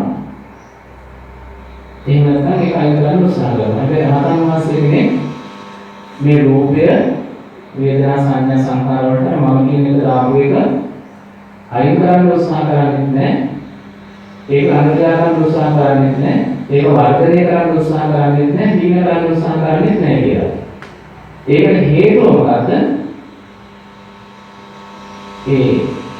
ඒක ඇති වෙන්න කලින්ම හටගන්න එහෙම දෙයක් අඳින්ම හටගන්න පැවතිච්ච හේතු ටික ආසන්න කරපු හින්දා. මම කියන කාරණාවක් හටගන්න තිබිච්ච හේතු ටික නිවැරදිව දැකලා ඒවා අයින් කරගත්තු හින්දා දැන් උන්වහන්සේට අය මම කියන කෙනෙක් ළඟ තියාගන්නවත් අයින් කරන්නවත් ඉස්සෙල්ලා නැහැ කියනවා. නේද?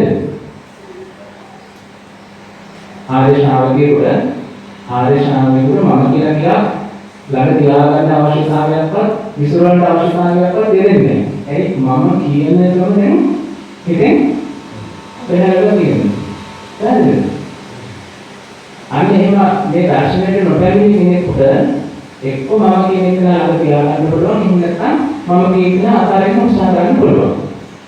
හැබැයි රූපය නිසා මේ කාරණා වෙලා තියෙන්නේ. වේදනාව වාරගත නිසා මේක වෙලා තියෙන්නේ. සංඥාව වාරගත නිසා වෙලා තියෙන්නේ. සංස්කාර වාරගත වෙනයි විඥානේ වාරගත නිසා මේක උනේ කියලා තේරුම් ගන්න විදිහට ඒක නිවැරදිව තේම ආයි අයින් කරන්න මම කියන්නේ ඉතුරු වෙන්නේ නැහැ කියන එක තමයි මේ ධර්ම දේශනාවේ තියෙන්නේ. නේද? ඊට පස්සේ කියනවා අන්න එහෙම රහත් වෙච්ච කෙනෙක් කොච්චර වන්දනීයද කොච්චර පූජනීයද කියන එක අපිට තේරුම් ගන්න පුළුවන් තවත් එක් ගාථාවක්. බොහොම ලස්සන ගාථාවක් මේ සූත්‍රයේ අවසානයේ තියෙන මෙන්න මේ විදිහට මේ අපි හැමෝම දන්න ගාථාවක්. නමෝතේ පුරුෂා සංඥාවන නමෝතේ පදගත කියන්නේ නමෝතේ පුරුෂා සංඥා නමෝතේ පුරුෂුත්තම නේද? යස්සදේ නාමිජානාම යම්පි නිසාය දාය සීති කියන අසුදාපදේශයේ ගාථාවකින් තමයි ආශ්‍රය මේ අවසාන වෙන්නේ. ඒ කියන්නේ රහතන් වහන්සේගේ ගුණස්කන්ධය කොච්චර වගේද කියලා පැහැදිලි කරනවා. මේ වගේ නිදහස් වෙච්ච කෙනෙක් කොච්චර වටිනවද? මේ විදිහට නිදහස් වීම කොච්චර වටිනවද කියන එක තමයි මේ ගාථාව කියන්නේ. මෙන්න මේ විදිහට. මෙන්න මේ බ්‍රහ්මයා සහිත මහා ප්‍රජාපති සහිත ඉන්ද්‍රයා සහිත මේ සදේවරු ලෝකේ මේ ලෝකේ ඒ දෙවියෝ මේ රහතන් වහන්සේ නමක් දකිනකොට කල්පනාව නමස්කාර කරනවා. වෙනදත් කලින් ඈතින් දැකලා නමස්කාර කරනවා. ඉන්ද්‍රයා සහිත ඉන්ද්‍රයා මහා බ්‍රහ්මයා ප්‍රජාපති ඒ ලෝකවල ඉන්න සියලුම මුල්වරයෝ දෙවියෝ සියලු දෙනෙක්ම රහතන් වහන්සේ නමක් දකිනකොට කල්පියාම වන්දනා කරනවා. හරිද? කල්පියාම වන්දනා කරන්න හේතුව තමයි මේ රහතන් වහන්සේ පිළිගලා ඉන්න කිසිම අරමුණක් යනට හොයාගන්න බෑ. රූපේ කියලා හොයාගන්නත් බෑ, රූපේ පිළිලත් නෑ, වේදනාවේ පිළිලත් නෑ, සංකාරයේ පිළිලත් නෑ, විඥානයේ පිළිලත් නෑ. ඒ කාරණා නිසා හටගත්තු මම කියන කාරණාව කෙලෙසවල මොනම දැනවත් පිළිතුරු නැති නිසා කොහොමද එහෙම නොපිනා හිටියේ රූපේ පිළිගන්නේ නැතුව හිටියේ කොහොමද මම කියන කාරණාවේ නොපිනා ඉන්නේ කොහොමද කියලා මේ දෙවියන්ට පැහැදිලි කරගන්න බැරි නිසා ඒ තරම් උත්තම නේද පුරුෂ උත්තම පුරුෂ ශ්‍රේෂ්ඨේ පුරුෂ උත්තමයේ කියලා කල්පියම් මෙන්න මේ රහතන් වහන්සේට වන්දනාමාන කරනවා කියන තමයි සූත්‍රයේ අවසන් කරලා තියෙන්නේ. ඉතින් අපි ඒකත් එක්ක මේ සූත්‍ර ධර්ම විවරණය කරමින් අවසන් කරමු. ඉතාම ගැඹුරු සූත්‍රයක් නේද? මේ සූත්‍රයේ මම මුලින් කිව්වා වගේ වටිනාකම තියෙන්නේ අර අවස්ථා හතරක් මේක පැහැදිලි කරලා දෙන්නවා. මොකද මේ අවස්ථා හතර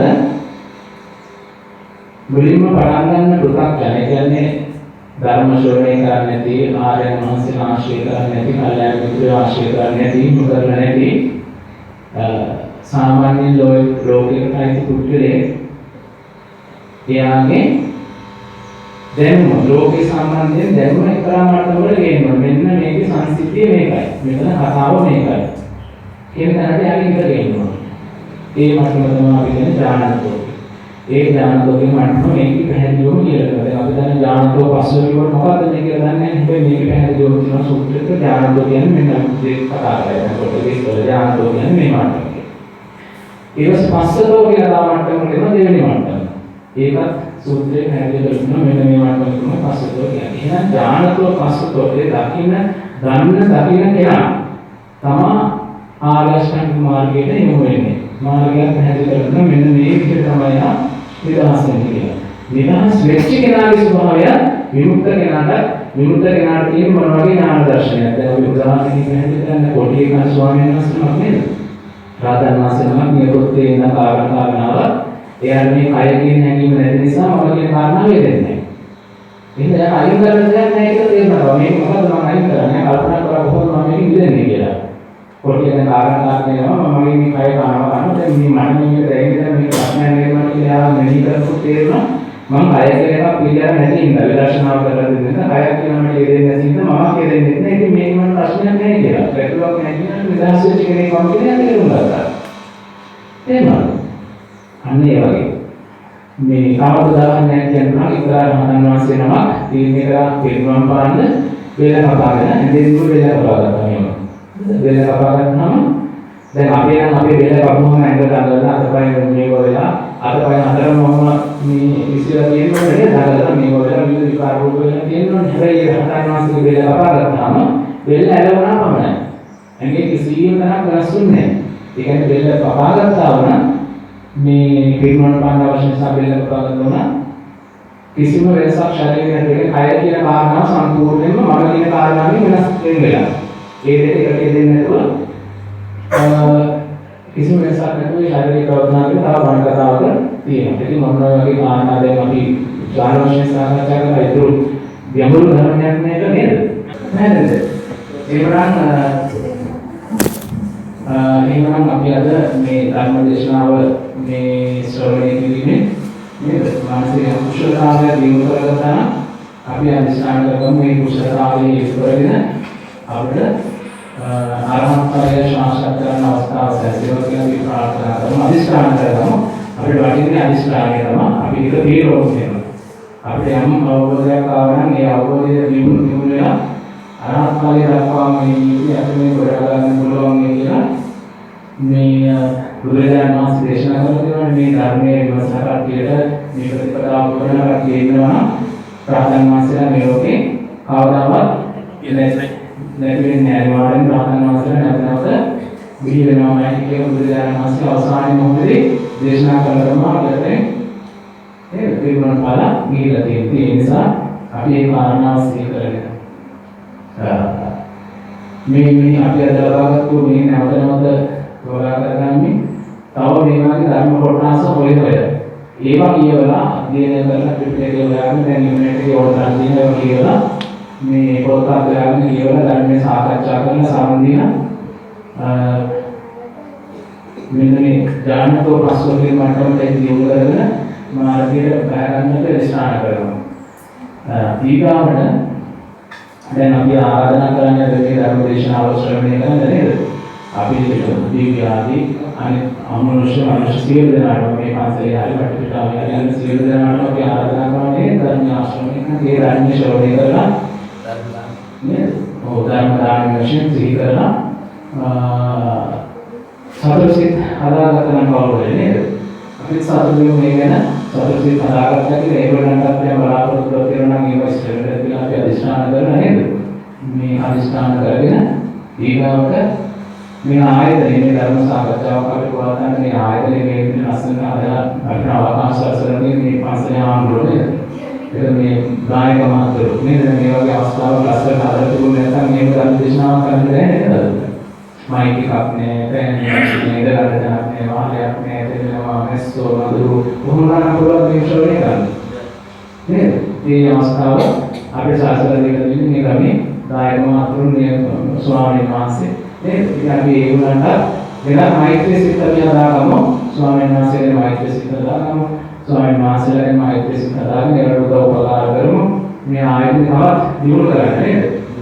දියුණු කරන්න ඊපස්සේ මේ ධර්ම ඉස්සරහට අරගෙන උනන්දු කරන්න අපි ඉස්සර වැඩි කරන්න කතා වෙලා නේද? මේ දැන් ඉගෙන ගන්න පුළුවන් ශක්තිය කියන අය මේ ධර්ම සාකච්ඡාවට සම්බන්ධ වෙලා ඒක සම්බන්ධ කරගෙන අන්න එහෙම ගමනක් යන අධිෂ්ඨාන කරගෙන නේද? මේ සිත හදාගෙන මේ අපි යම් දෙයක් අවබෝධ කරගත්තා නම් අපි අවබෝධ කරගත්තු දේ සිහි කරගෙන කරපු මොනදේ සිහි කරගත්තාම හිතේ සංසුමක් ඒ සත්‍යයේ සංසුමක් ඒ ප්‍රීතියගේ එහෙම දැනුනොත් හිතේ එකම බවක් ඒ හිතේ බවක් කාය සහනයක් දැනෙනවා කායයට සහනයක් දැනෙනවා නේද? සමහරක් කාය පුළුවන් වගේ නැතිනවා වගේ දැනෙන්න පුළුවන්. හිත පිසුදු වෙද්දී කාය නෑ වගේ දැනෙන්න පුළුවන්. ඒක හරි සහැල්ලු ජීවිතයකට යන්න පුළුවන් වෙනවා. ප්‍රෝපීලා නැති අන්න එහෙම යුගයක් අපි උදාහරණයක් කියලා අධිෂ්ඨාන කරගෙන සියලු දෙවියන්ට ආශ්‍රයන පින්නදෝමන් කරන මේ අපේ දෝපකරන කටයුතු මේ අනුමෝදන් කරන එහෙනම් සියලු දෙනාටම යහපතක් වෙන්න කියලා දේවාසරණයකින් අද මේ ධර්ම දේශනාව අවසන් කරනවා.